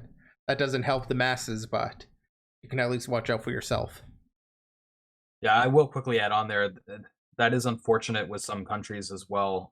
In Canada, for example, I think at least like every province in Canada, you can't provide a modem unless you want to go against the terms of service of the ISP, because you would have to basically root the modem and pull the certs to use your own modem, and at that point, the ISPs don't really like you doing that. And in Canada, ISPs have quite a bit of power, a lot more power than I would otherwise like. So it is kind of dependent also on the country you live in and stuff, which is also unfortunate. But again, an issue we can't really do anything about. So unfortunate. So our last exploit is one that's been exploited in the wild in Chromium. It was reported by Sergey Glazunov from Project Zero. It's a FreeType bug via integer truncation in the load sbit PNG function, which I believe is used to load PNGs as glyphs in FreeType from font files, which I haven't really done before myself, but I imagine there's probably some use for that out there. So when invoking the function, for those not familiar with the FreeType API, for a lot of those functions, you give it an image width and height for the container as 32-bit integers, which is eventually used to calculate the total size of the bitmap. The problem is the function internally truncates the values to 16 bits from 32 bits. So the backing buffer is allocated using that truncated value. But in the image structure, the 32-bit values are kept. So there's an overflow there because of the discrepancy, right? The buffer can't be large enough to contain all of the PNG data if you allow width and height as 32-bit integers, but only allocate it with 16-bit integers. Well, so the other issue is when it returns, it gives that structure that only contains the larger 32-bit size. So when it gives that structure back, then libpng is like, okay, I've got this 32-bit size to deal with rather than the 16-bit size. Yeah. So pretty straightforward issue, just basically an integer discrepancy into overflow. What I found funny was there seems to be a bit of shade thrown by the FreeType maintainer that was assigned to this bug. There was a quote there. Let me just find it really quick. I think it was the comment number 2. Too bad the fuzzer ran by the Chrome people didn't catch that in the last few years. You can definitely hear the undertone in that, saying that I guess they're not happy about, for some reason, about the team that's doing the fuzzing on the FreeType stuff. But yeah, I just thought that was kind of funny. Well, I mean, fuzzing creates a lot of work to do, and some of the bugs may or may not actually be exploitable or easily exploitable. That said, I do find it interesting. This is a parser error that's been seen in the wild. So somebody managed to exploit this against Chrome, which is kind of an interesting case because I mean, parser bugs are somewhat difficult to exploit. Have we had any details about their exploit strategy? I didn't see any, but I was kind of thinking along the same lines. This seems like an issue that wouldn't be able to be exploited in most scenarios, except for something as powerful as a browser like Chromium, where you can just pass it arbitrary font files and get them parsed. In many scenarios, this bug probably wouldn't even be reachable, even if your project was using FreeType. Um, Along with exploiting the parser bug specifically, yeah, it's weird because ASLR and stuff like that presents a massive challenge when you're exploiting parser bugs. My only guess is because you're hitting it through the browser, maybe there's some primitives that you can leverage using this bug that you otherwise wouldn't be able to do. So you're getting Yeah, heap given corruption in the browser, and if you can corrupt like a JS object or something, I could definitely see how that could provide more powerful primitives you could then springboard off of to get code execution. Yeah, I mean, I kind of get the feeling like perhaps you can exploit this, multiple times and get a bit of a read going with it. Might be usable, and then you can kind of leverage that into further writes. Because I mean, libpng's got to be doing a fair bit of processing over this, or not necessarily processing, but like you've probably got some fair gadgets coming out of libpng after this bug is hit that you might be able to get multiple things like a read and a write gadget out of it. If Yeah. you can hit it multiple times without actually causing a crash. So, Oh, go ahead. well, I was just gonna say, I do find it interesting that the Chrome fuzzing didn't find this issue because this seems like a prime type of bug for a fuzzer to catch. Um, like any like large integer or whatever passed in here should have been able to trigger this issue. I guess sometimes like with fuzzing there is a luck factor. You know, you could have the best fuzzer in the world and still not find an issue that you would maybe easily find in code review just because your fuzzer just didn't happen to hit that area of code or whatever. But it does kind of surprise me a little bit there that the fuzzer didn't find the issue. It's a little bit surprising. It really depends, though, on how libpng is actually using this once it lands. How frequent is the crash actually going to happen versus it just grabbing memory and kind of having a very weird looking image. Like an image that just doesn't look right. Like if it's able to just deal with the bitmap data that's there, the fuzzer wouldn't necessarily notice that as a crash. Yeah. But yeah, that was pretty funny with a bit of shade there. Um, but yeah, and issues that are exploited in the wild are always worth talking about because that demonstrates, sometimes we have to speculate with bugs if they're exploitable. In this case, we know it was because it was being exploited. So yeah, just Just goes out to show of where fuzzing could be useful too. just out of chat, Serial Wallace asked, "I'm curious how you feel about vulnerabilities with Flash and why its support is being discontinued." It's the same deal with like Java applets. There used to be like, is there a Java O day now, or like is I forget what the website was, but something like that.com, which just it had a countdown of how many days it's been since Java had a vulnerability too, and then they introduced the signing, which restricted a lot of the access you get through Java. Same deal with Flash. It was just used for a lot of vulnerabilities because it's a huge attack surface. Same deal with PDFs. Huge attack surface in PDFs. So, I mean, it's far as being discontinued, one, because we don't really need it as much anymore with Canvas objects, with HTML5 and all of that coming in there. We have other options, WebAssembly.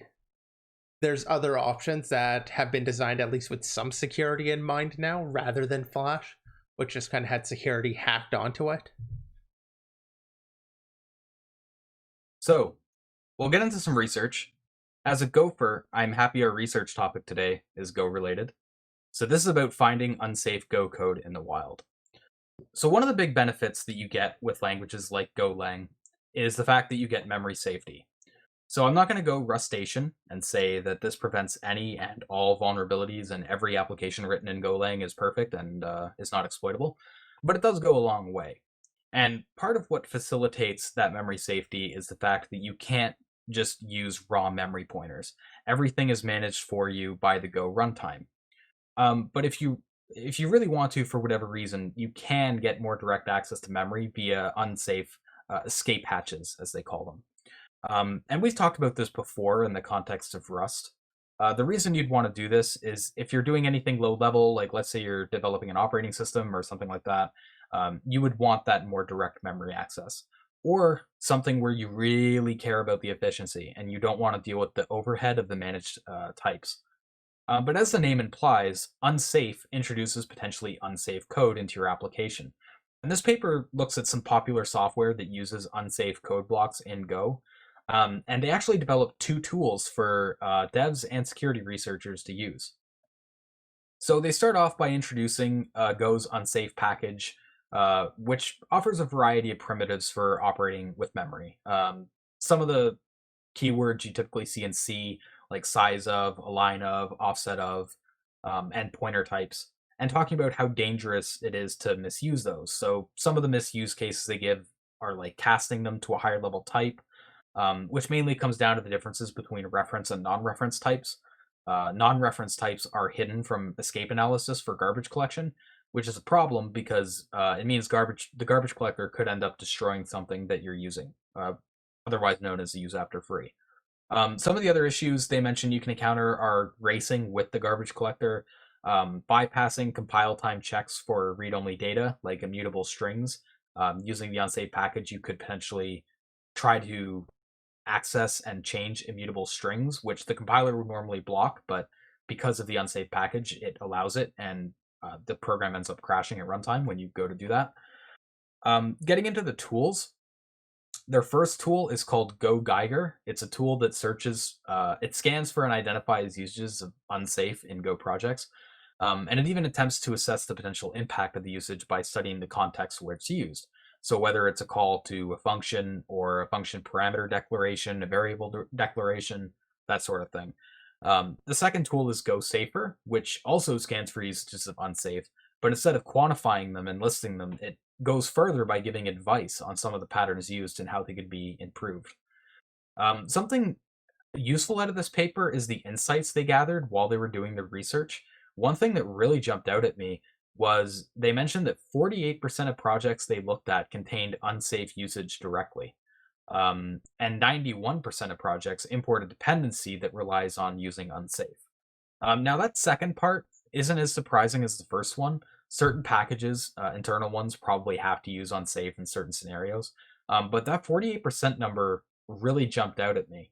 Because I've written quite a few projects in Golang by now, even some decently low level ones, and I've never had to use unsafe directly.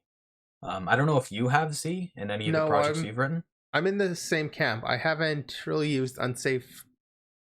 I think once, more on a performance issue actually.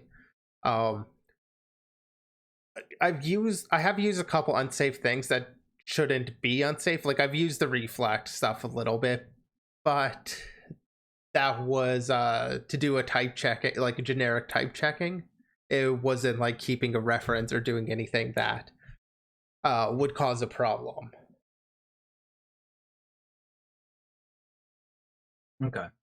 So, yeah, I didn't think unsafe was as much of an issue in Go as it is in Rust, mainly because Rust tries to push that system low level angle a lot more, where Go is more targeted for like networking and stuff like that, like stuff running at that level that typically doesn't need those lower level memory primitives.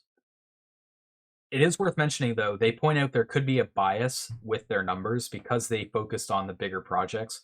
And bigger projects are more likely to include complex code, which might want to do that level of micro optimization of bypassing the overhead of some of the managed types. So it's cool they point out here that there could be a bit of a bias there, but even still, even if there is, the number is a lot higher than I thought, for sure. Yeah, I agree with you that the actual insights at the end here, like all of their stats they were pulled, I think is the most interesting part of this paper. Just how common that unsafe usage is. It's definitely kind of attacking a little bit that assumption that Go code is just generally safe. It's definitely safer than C. I'm not going to argue there, but there are still likely vulnerabilities in Go code. And in their benefit, you do have that unsafe flag that you can look for and find where these potential unsafe areas are, which is, something you don't get with C, where everything can be unsafe. Yeah. So we're going to move into our second news segment. I believe Antti is around and he will be able to jump on. Am I right on that, C? Yes. Just want to double check. Okay, cool. So we'll just get Antti on for our last few topics because for those who haven't seen Antti in a little while, because it's been a while since he's been on the podcast, he does more of the threat intel. He gives more of the threat intel angle on things, and a few of our last news topic will probably benefit from that angle. So we're just gonna get him to jump in really quick. While we do, I think we can introduce the topics briefly. So some of you may have seen this. The NSA put out a statement about Chinese state-sponsored malicious cyber actors and 25 CVEs they exploited. So Antti, I think I just heard you join in. Welcome. Hey guys, how's it going? I heard we were talking about the NSA, so I want to make sure I got myself on the watch list as well. Long time no see. Good goals. Yeah, no, it's good to be on. Hopefully I have something to contribute. All right. So yeah, the NSA put out and then removed a list of 25 CVEs that are being exploited by Chinese state-sponsored malicious cyber actors. Yeah, it is back up now also. For some reason it wasn't loading, but now it seems like it is. I don't know if the article number changed or something. But essentially we've got NSA warning about 25 particular CVEs coming out, which I thought was just a little bit interesting. There's a PDF containing them. It was interesting to see the types of things being targeted, like Pulse Secure VPN, F5 Big IP, Citrix, I believe Symantec was in here too, remote desktop service on Windows. Like some of the vulnerabilities are things we've even covered on here, like the recent zero login one is mentioned. In particular, there was Adobe Cold Fusion, a CV from 2015 that the NSA is saying that Chinese state-sponsored actors are actively using. I thought that was interesting that, a 2015 CV is actively being used in Oracle WebLogic. I almost bet you there's something built in like Cold Fusion that everyone's been using for like 10 years and won't give up. And it's just like one specific thing that's like, all right, we need to keep using this same CVE over and over, I mean, Cold Fusion like felt old when I was a teenager. It felt like it was dying then, and yet it's still around and still kind of, kicking. It just refuses to die. Yeah, I think it's definitely one of those things that I remember, 7-8 years ago was the last time I saw anything in Cold Fusion. So it's actually kind of sad that that's still being exploited in any way, shape, or form. But there was a whole big laundry list of CVEs, which I was kind of impressed about. Did you get a chance to look at the entire massive list of them?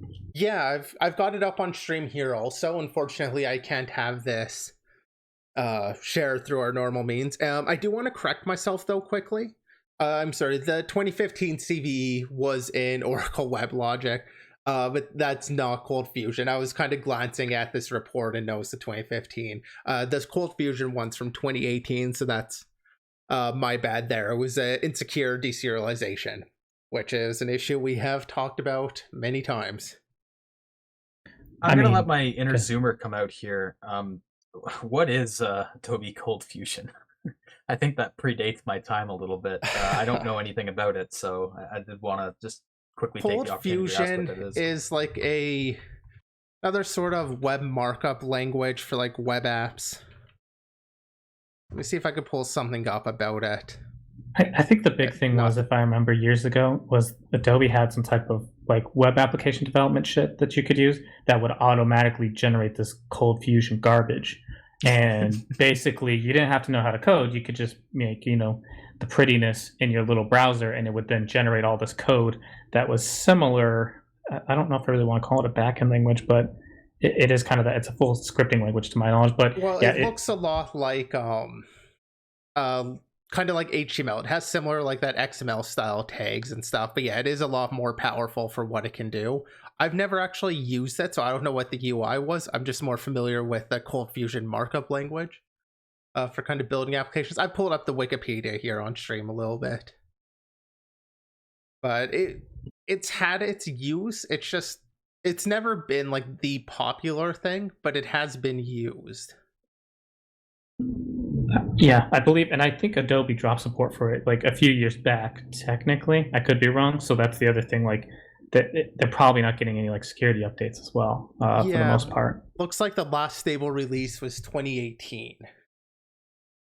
and first release was 1995. Yeah, so it's been around for a while, but it's also just basically an abandoned language that keeps getting used. But I'm surprised that it's been that useful that the DoD had to report that they're still using it. Yeah, that's the thing with this whole list. Like, this is, likely they're seeing active campaigns using this.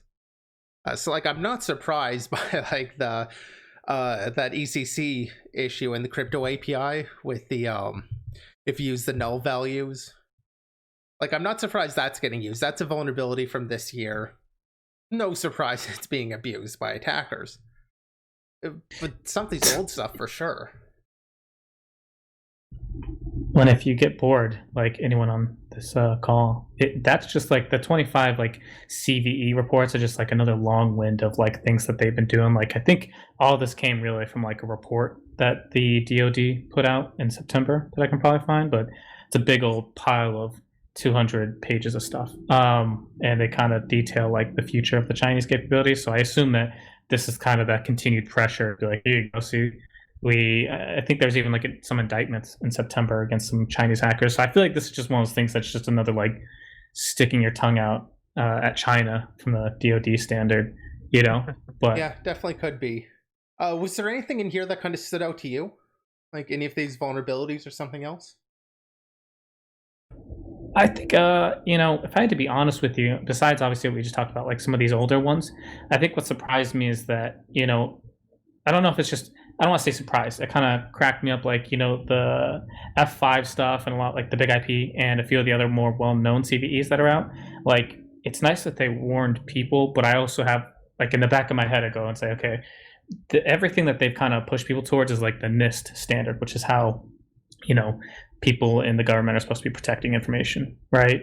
So I'd be very curious at how fast, like, they were able to weaponize a lot of these attacks, because didn't like 5 big name exploits come out, or vulns come out in like a week or two, right? Part of that, big IP stuff coming out and a few of the other ones named vulnerabilities. Am I crazy? Yeah, well, I'm not sure about big IP in particular. We've definitely had a few named vulnerabilities. I want to say 2 episodes ago, we covered a bunch of named vulns. I don't think that's quite what you're talking about, but I know around the time Zero Login or Logon came out, I think there were quite a few other named vulns at the same time that we just kind of had to pick and choose what we were actually going to cover on the podcast.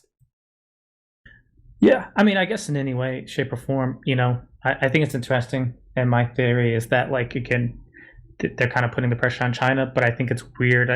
I don't know how often I see people going like pile driving a list home of like, hey, here's exactly what's going on. Like, and a lot of it's not the same as like what I sometimes attribute to APTs, like the desktop targeting, right? Like spear phishing and, trying to attack specific users. Like, this really looks like them targeting the perimeter and trying to work their way in from there. At least from what I can tell, right? Is that crazy? Is that wrong? No, this definitely seems kind of like what's targeting the enterprises themselves and their hardware and not local users.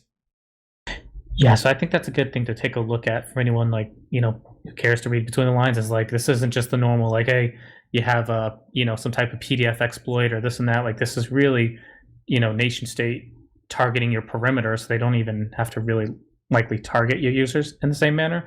So something must have prompted all this is also my second guess. And with the uptick in like ransomware and all this other crap, something had to push this out there. That's all I'm curious of, is what was that final straw that broke the back, Yeah, we're not going to find that out, of course. Like, they're not going to say, oh yeah, this happened and this happened. But yeah, there's usually something that's leading to these sorts of release from the NSA. If the NSA does want to tell me, I'm always happy to listen. I promise that you can just email me. Like, I think I still got a Nokia. You can text me on my Nokia. It's all good. Yep, I'm sure the NSA is listening in. This is something that I found kind of weird, and I don't know if this is a common thing. They mentioned the CVEs, and they even put out like a little infographic that was kind of cool They grouped together like the types of bugs and what kind of access they could get you, and listed it in order of risk. But they didn't seem to. They mentioned that these like threat actor groups are using these CVEs, but they don't name any of the threat actor groups, which I thought was kind of weird. I would think they would want to name them to tie them to those bugs, like what we often see uh, from other organizations, not necessarily the NSA.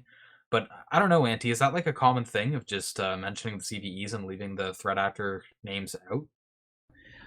Sort of. I mean, again, I wouldn't say that if you look at the past few years alone, NSA has already been a little more crazy when it comes to attribution and kind of helping out everyone else. But, that's why I was kind of going with the China angle, where if you look at like in September, there was some indictments against like a group known as, I think, APT41 was the group, where, it's like I think 4 or 5 nationals that they charged with hacking like hundreds of companies or something to that effect. So normally, I could be wrong, but since we're not too far away from that date, I would assume that it's based on that they're kind of going saying like, see, we put these indictments against this group specifically. We know who they are, and so if they knew that much, they likely knew the arsenal of what they were doing. They don't have to necessarily attribute it in the same manner of like, hey, because to not go too crazy. For the most part, it's also likely that these Chinese hacking groups and like any other APT kind of move members around.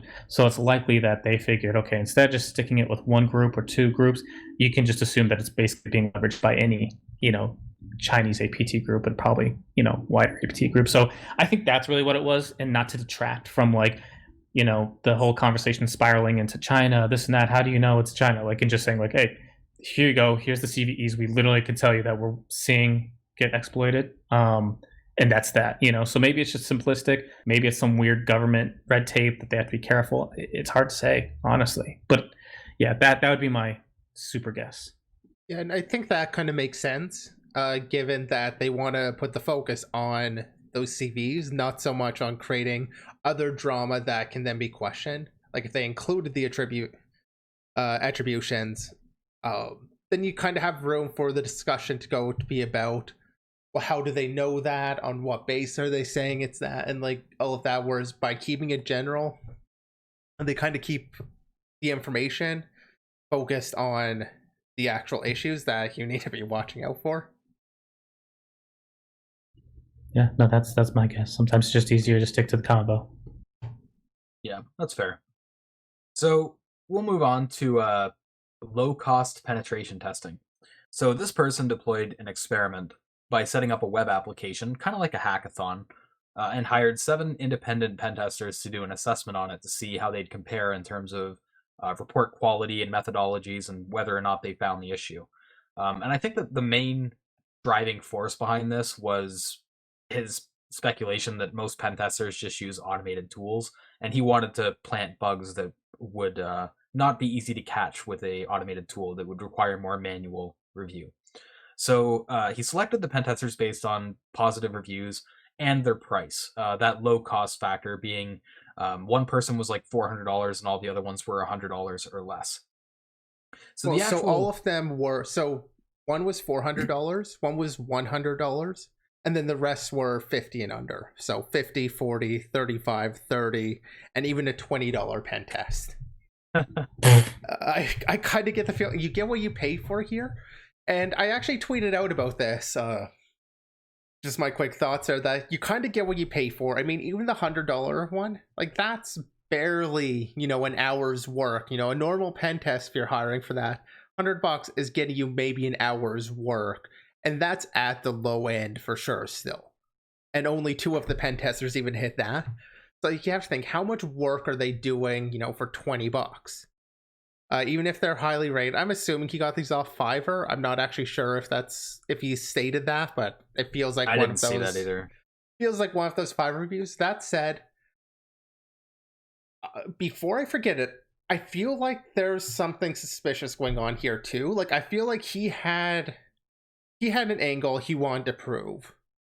And I feel like it's a little bit biased against him, like maybe not quite as fair of an attempt as I initially thought. So when I tweeted out, I'd say like it seemed like he made everything as easy as possible to discover. I'm less certain about that. So talking about some of the issues, one of them, when you try and log in with a bad password, it'll send a header in response with set cookie, but instead of actually being like, the normal set cookie header, it's COOKI and then no E at the end, with auth equals whatever. And if you were to try and use that auth equals whatever token and just set it manually, so since it doesn't have the E, the browser won't set that cookie. It'll log you in as the admin. That is such a CTF type challenge. Now, in fairness, like, I know my normal workflow, I flag, though, like, if I see a custom header, it gets flagged for me to take a look at. Normally, that is like a reverse proxy, not stripping a header that came back.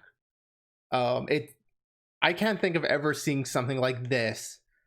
I can't even think of how this would accidentally happen. It's a very contrived issue. Yeah, where you would be setting like an admin token and mistyping like the set cookie header. Like, okay, I could see mistyping the set cookie header actually, but I can't see it actually having a valid token in there. Like, it's very contrived.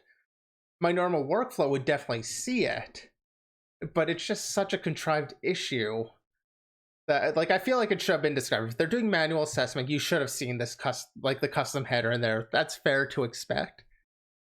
It's just such an unfair issue, I think. Like, I think it would have been a better assessment if he had kind of some realistic issues. He did actually have one very realistic issue, which is cross-site scripting. However, everybody that reported it, he said, exaggerated it. It is a straightforward, reflected, post-based cross-site scripting. It got reported as high, and according to him, it is over-exaggerated. I completely disagree. Cross-site scripting is pretty much always an issue reflected, even if it's post. That seems subjective to do that too. Unless there were other mitigations. Sorry, subjective how? Like, subjective in terms of how damaging it is, or... Well, like, faulting the pen testers for how high they give it an impact. It seems like you would want this... you would want this kind of experiment to be as objective as possible, in my opinion. So it's like, adding in this, like, controversy with, oh, they reported it as higher than I think it should have been. It just seems weird to include it, and it seems... But kind of like what you were saying earlier, biased against them. Yes, well, so there's another case I'll get into that definitely seems biased, but I just want to talk about the general issues. But with this post one, like, cross-site scripting is a serious issue. I thought we were kind of past the days already where people were kind of denying cross-site scripting as being an issue. There definitely was a time where people would just be like, oh, it's cross-site scripting, who cares? It's not leaking data, it's not SQL injection. It's not something like that. Now it feels like most people recognize cross-site scripting is a real issue, can be abused in so many different ways. It's maybe not as high as it could be. And to be fair, like, some of these pen test reports absolutely exaggerated issues. Like the first guy here that, actually I think it was the second one. I'm just checking my notes here. Yeah, it was the first one. Had like file guessing as one of the issues he reported, like where you can type in the browser and guess what a file name might be as a high rated vulnerability. Or the fact that he could run brute force on the login, which is a fair issue to report. Like, you should add a captcha, you should add a timeout, you should add something to prevent that. But it's not a high rated issue. It's just one of those things you could report on because it's at least being aware of it. Like, as a pen tester, you might have some minor issues, but generally speaking, you want to report them so that your client has all the information they need to make a decision. You don't want to just hide and decide, oh, it's not important enough to decide or to claim. Just let them know, but don't try and over-exaggerate what the issues are. A lot of these pen testers also talked about the lack of the XSS protection header, which really, it's not even relevant on any of the modern browsers. So I don't feel like that really needs to be called out anymore. I thought it was funny that a number of them did and talked about how you can add this where Edge, Chrome, Firefox, pretty sure Safari, none of them support the header anymore. Like, Chrome recently removed it, Firefox never supported it. I was just curious if you don't mind me jumping in here. Since I don't do vulnerability assessment as a job. I was curious that I read only through it a bit, and I felt like there was one thing that was thrown in at the end where it was like all the contractors except for the last one used automated tools to carry out the testing, so that's why they failed. And I guess I kind of I maybe have to read through all of it more, and I've been kind of glancing at some of the reports, and like I guess I'm confused that are you not expected to run automated tools tools? I know that like maybe you're expected because of the nature of the vulnerabilities in them, but I still feel like these automated tools could probably lead to discovery, if not maybe not full exploitation. But it seems like that's just a quick way to crap down on like I paid $400 for this person, so of course they use a scanner. But there's definitely still a place, no? There's a place for the automated scanning. Automated scanning generally is not very good. Like running Burp or running Nessus, they might give you some findings. I generally avoided a lot of automated scanning, largely because you run the risk of denial of service with some of the scanners if they hit too many pages, or if they if the website's poorly designed, has like delete as a GET request, you might end up getting some of that and like deleting an entire site. Recently, somebody shared one of their horror stories about running a scanner, and there was a GET page that would delete all the that just had links to delete all of these pages, and they end up deleting their entire client's website because they ran a scanner. There are risks with a lot of that, so I like Burp's just the passive scanner. You could still kick off some scans. I avoided a lot of scans, but it's not that scanning isn't to be used. We just really had an emphasis on if you were going to scan, you had to make sure that you were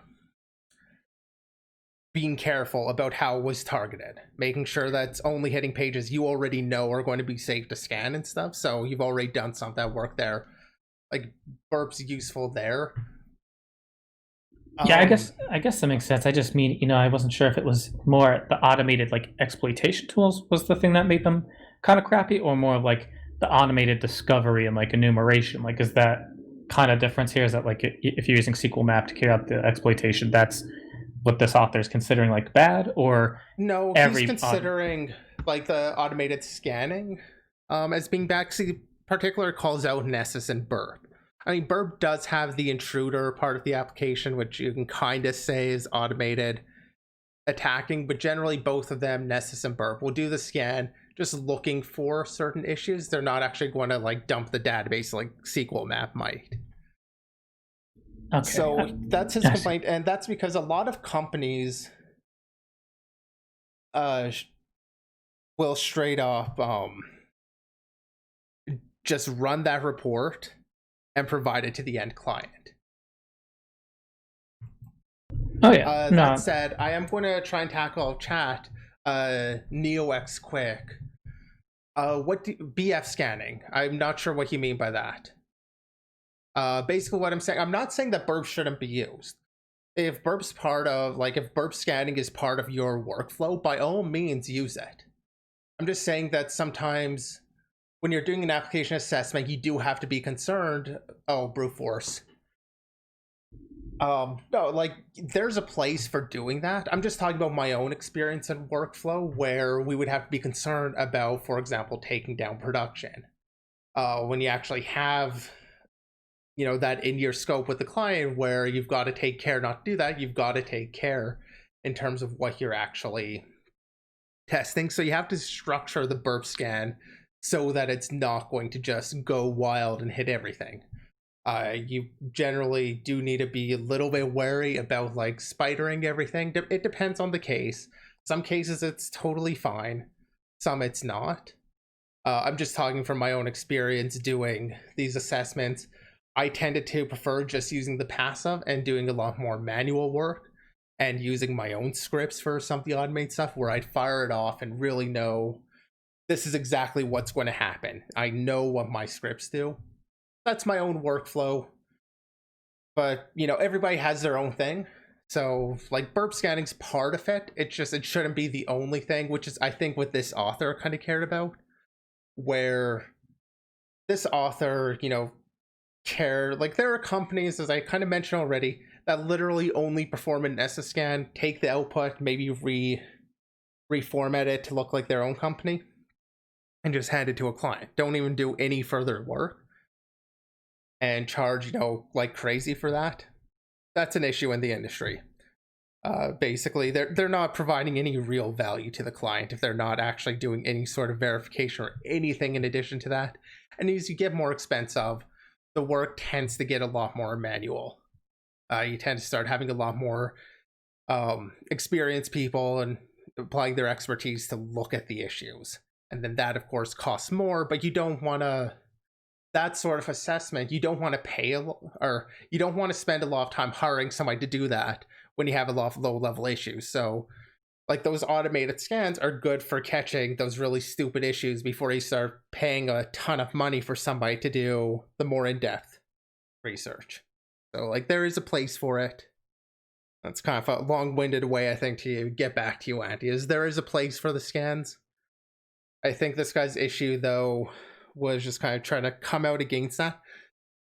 Those automated things. Because, I mean, at $20, $35, you're not going to spend a lot. Like, it's not worth it to spend a lot of time on anything.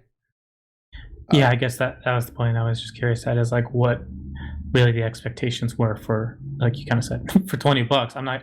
I don't think I'm paying someone that's going to understand the nuance in HTTP and how this, specific parameter, like I don't think they're going to understand much. So I would only expect scans. And I'm guessing that the message at the end of it is just really that, like, for companies that kind of skirt paying out for a good, pen test, they just go and pay some goofball $20 and go, there you go, we got a guy who ran a scan. But I do feel like this probably could have been done better in some way, shape, or form. But yeah, I think that it all makes sense, really. Yeah, so, yeah, exactly. Serial Walrus mentions you pay for what you get. Or I'd rather say that you get what you pay for, but same idea. When you're paying so cheap, you're just not getting very much. That said, some of these people do claim, like, having a bachelor's of science, computer science, having CEH, OSCP, 9 years, 20 years of experience. Anyway, to touch on the other issues, so we already talked about that set cookie issue. That was one of the critical issues to this author. The other one was a SQL query that had a hard-coded but obfuscated password in there. If you're watching, you can kind of see this crazy amount of if and comparisons with various function calls that ends up ultimately generating this string of, what is that, like quote or percent, quote percent, single quote equals single quote percent as some of the valid characters or some of the valid passwords you could use in this query.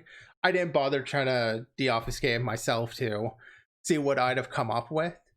I'd say, like, so this would happen when you entered a wrong password, it would show you this query that was run. So this is where the cross-site scripting was also found, because the query that was run, if you included HTML tags in your password, like a script tag, you would get the cross-site scripting. So this is where a lot of the pen testers reported cross-site scripting. But the fact that this SQL query shown there, it has normal SQL injection. If you do the classic single quote or 1=1 type setup, you'll get a injection there. So that's the other issue that people would find. One of them is also in that error page, it'll show a link to util.sh, which has the script. And this is something where I feel like the author's being disingenuous a little bit. In terms, he makes a claim and he specifically calls out person 5 for not finding any of the issues, and he has this list here, did not run malicious binary, and has this, he's the only one that gets this X marks on not running the malicious binary. Here's the issue. If you take a look at the example code that he has for what the util.sh script was, it is a wget to the IP /mal or chmod plus x /mal, or, well, pipe, I guess I should be saying, not or, pipe chmod pipe executing the ./mal binary. So it looks like that line of code, if you were to run it when it gets evaluated, will execute the downloaded file. What was interesting, though, is in 2 of the reports, they report this as an information disclosure type issue. And if we actually take a look, I'm trying to find there. It was Pentester 5 has it. I'm just going to pull up their report here. These reports are not good examples of how you should do your own report. A lot of them are fairly poor grammar and formatting. But if you take a look here at that same line, SQL_3 only has a wget. It doesn't chmod it. It doesn't pipe to actually execute it. It only grabs the file. Which actually I just noticed it only grabs the .sh. It only grabs a mel.sh. So this might have been this is probably the code that they were seeing, and the author changed what was being shown to make his own report look like it was worse than what it actually was. He probably just saw those that actually made the call to the mel file. I never noticed that. That's wild. You played yourself, dog. Yeah, that makes me feel a lot different about this whole report. At first, like I said, I felt like, okay, he made it easy to find the issues, but if he's lying about this, what else is he also not quite being honest about? Well, there is something else I wanted to jump back on. Was the second issue you were saying was an SQLI. From what I could read, it wasn't like an actual SQL injection. It was simulated. They did a hard-coded check for that quote or 1 = 1. So the problem I have with that is I see this in CTF challenges too, and I hate it. It is kind of guesswork. There are multiple ways that you can test for SQLI that might not be the or 1 = 1 trick, because some people don't even bother using that because that will be filtered out. No, if you take a look here, take a look at the query, you'll see where password 123. That's where the password ended up going. This is the query that was showing where, it has just password in quotes there, but it looks like it was an actual, like you could inject into that part of it. So where I was confused was they do mention it's also hard-coded. There's also this big hard-coded password as another issue.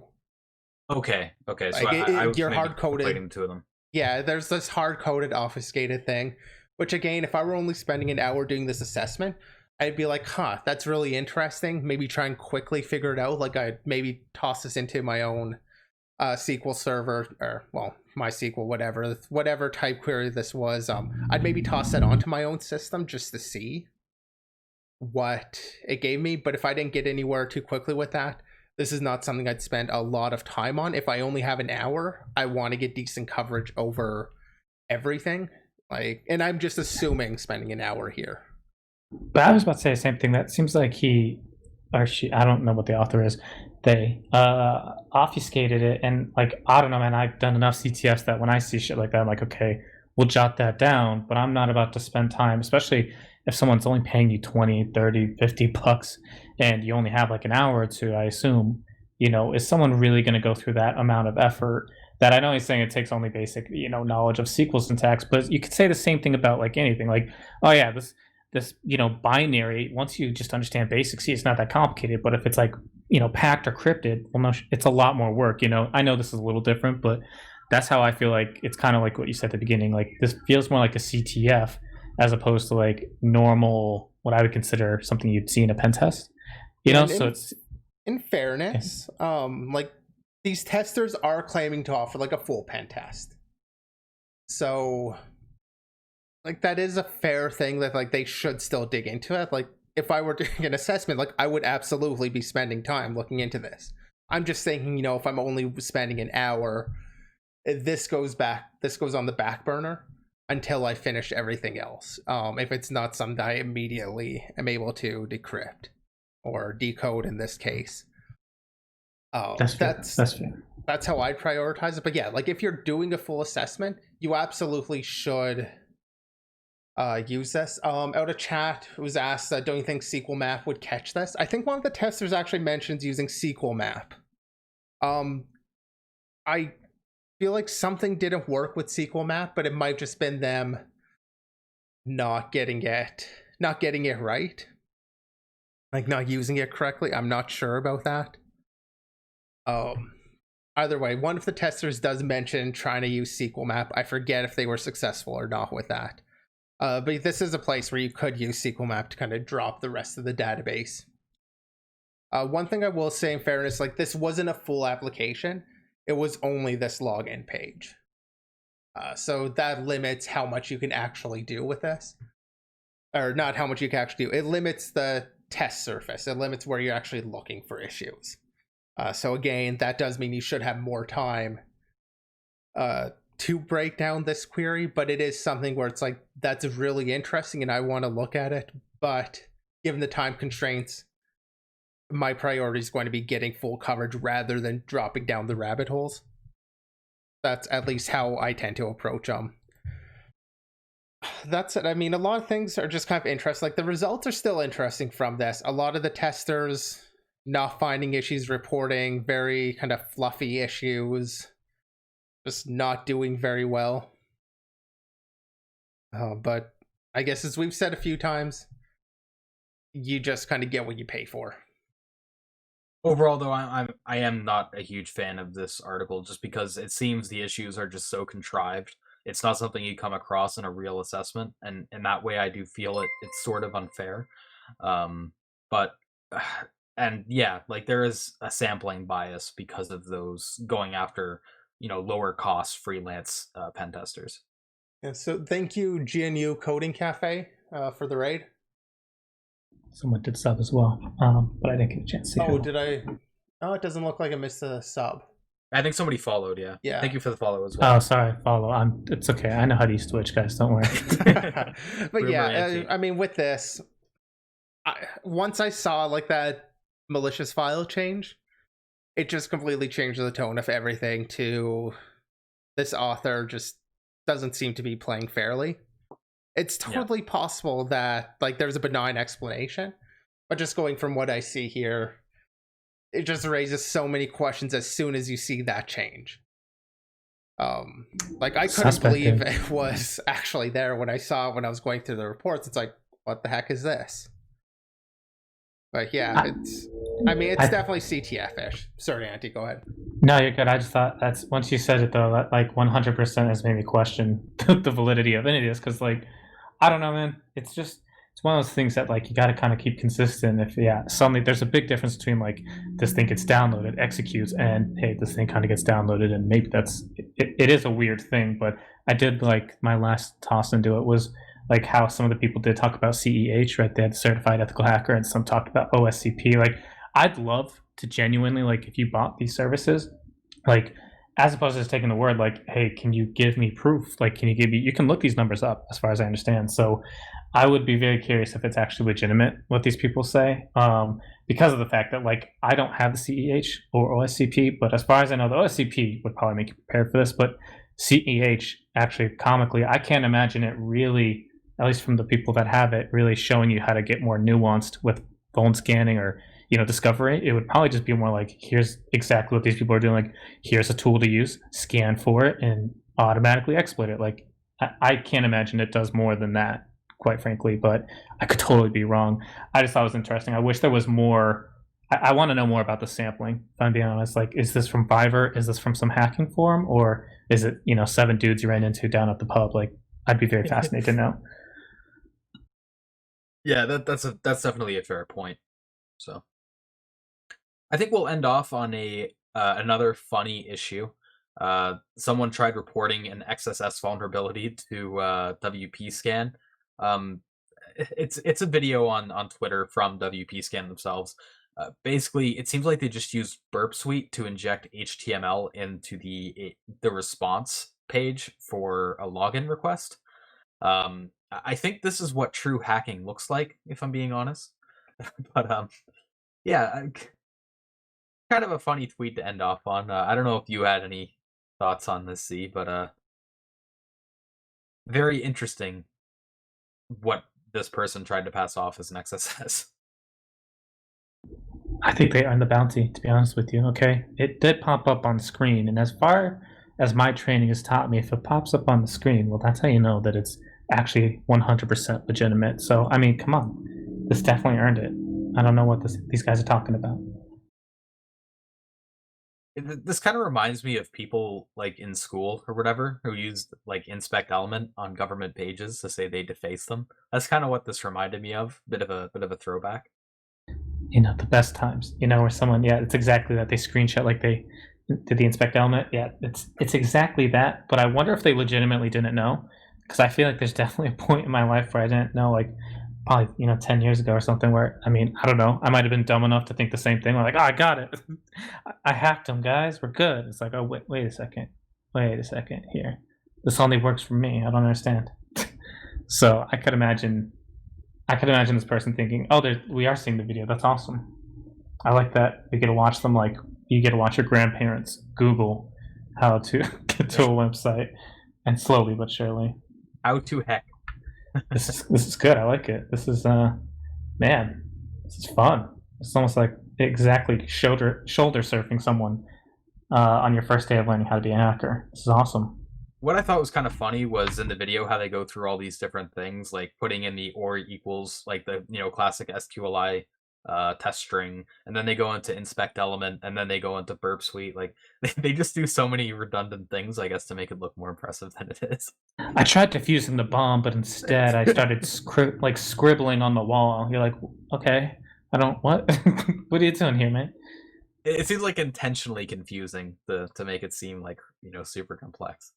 I got a good chuckle out of that. I like it. I hope that it's just like, I don't know if I want to be a troll or not. I kind of just want to be real, because I like their style of like, let me show you all the other stuff I did before I show you what I really did. I'm gonna start doing that.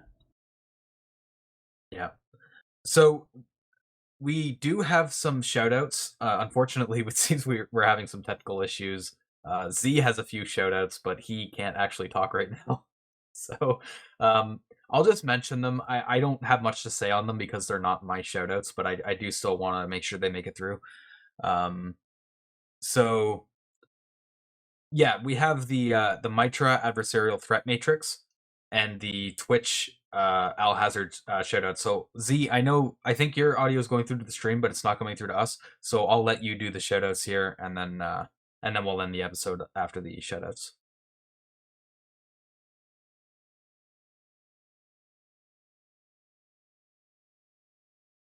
I don't know if I hear his audio through the stream, but I could be wrong.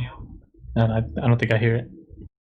Yeah, I don't think his audio is going through the stream either. He said it was, but I'm not hearing it either. So anyway, no, I guess I was saying your audio wasn't coming through. Mine definitely was not. We were definitely having audio issues there. So we're definitely coming back on the stream now. Yes. Yeah.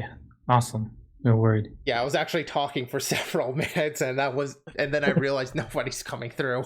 I was wondering why you were not talking for so long. I figured you would have had thoughts on that last topic. So yeah, so I'm sorry, I don't actually know what either of you two said about the last topic, but I mean, this is just such a stupid thing. Obviously, the guy's trying to scam. I assume you brought up the fact that this seems like a scam, yeah? Yeah, basically just talking about how it's kind of like people in school who use like inspect element to pretend like they were hacking. And going through like how they were making it seem a lot more complex than what they were actually doing, trying SQLi and then opening up inspect element, doing all these weird things when all they were doing was editing HTML into the response. Yeah, it was just kind of funny. It's taking like that self XSS to a whole new level. Yeah, a good way of putting it. But yeah, now that we are fully back, we will end off on the shoutouts that you have, Z. Yeah, so of the shoutouts here, one of them was that Mitri put out an advanced threat or an adversarial ML threat matrix. So we haven't talked about them so much anymore, just because a lot of the machine learning stuff is just not an area of expertise for any of us. But they are still interesting issues. So they put out an attack matrix essentially about several various stages of your attack and some of the things that ML is generally going to be vulnerable for that you need to kind of test for. I just wanted to shout out the fact that this exists, it's out there. It's just a good little reference to take a look at, see what they're saying, especially if you're just getting started. It kind of gives you the keywords to look for and what to kind of learn about and dig into yourself. So I want to kind of give that as a shout out. And then the last shout out that I actually had was a Twitch channel. New streamer recently started. I want to say week and a half ago they started streaming, I believe.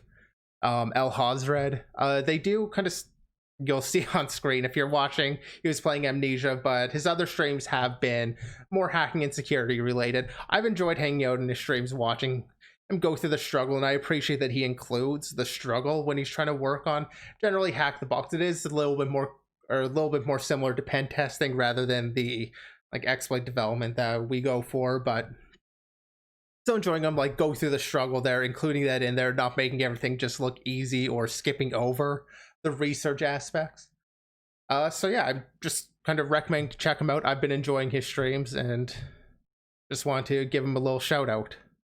And that is, since I said El Hazred, that's ALH4ZR3D. Obviously, as usual, link's going to be in the description though. All right. So we'll wrap it up there. Thank you to everyone who tuned in. You can catch the VODs on Twitch or on YouTube at 6 p.m. Eastern, 3 p.m. Pacific on Tuesday after the stream. We also have previous podcasts up on Spotify, Apple Podcast, and more links on Anchor that you can check out. Be sure to keep a lookout for our discussion video going up on YouTube on Thursday this week regarding programming languages and which ones are useful to know for different things in security. You can also check out our Discord and follow us on Twitter if you want to get involved in the community. Other than that, we will be back again next Monday at the same time, 3 p.m. Eastern, 12 p.m. Pacific, for episode 51, and we will see you guys then.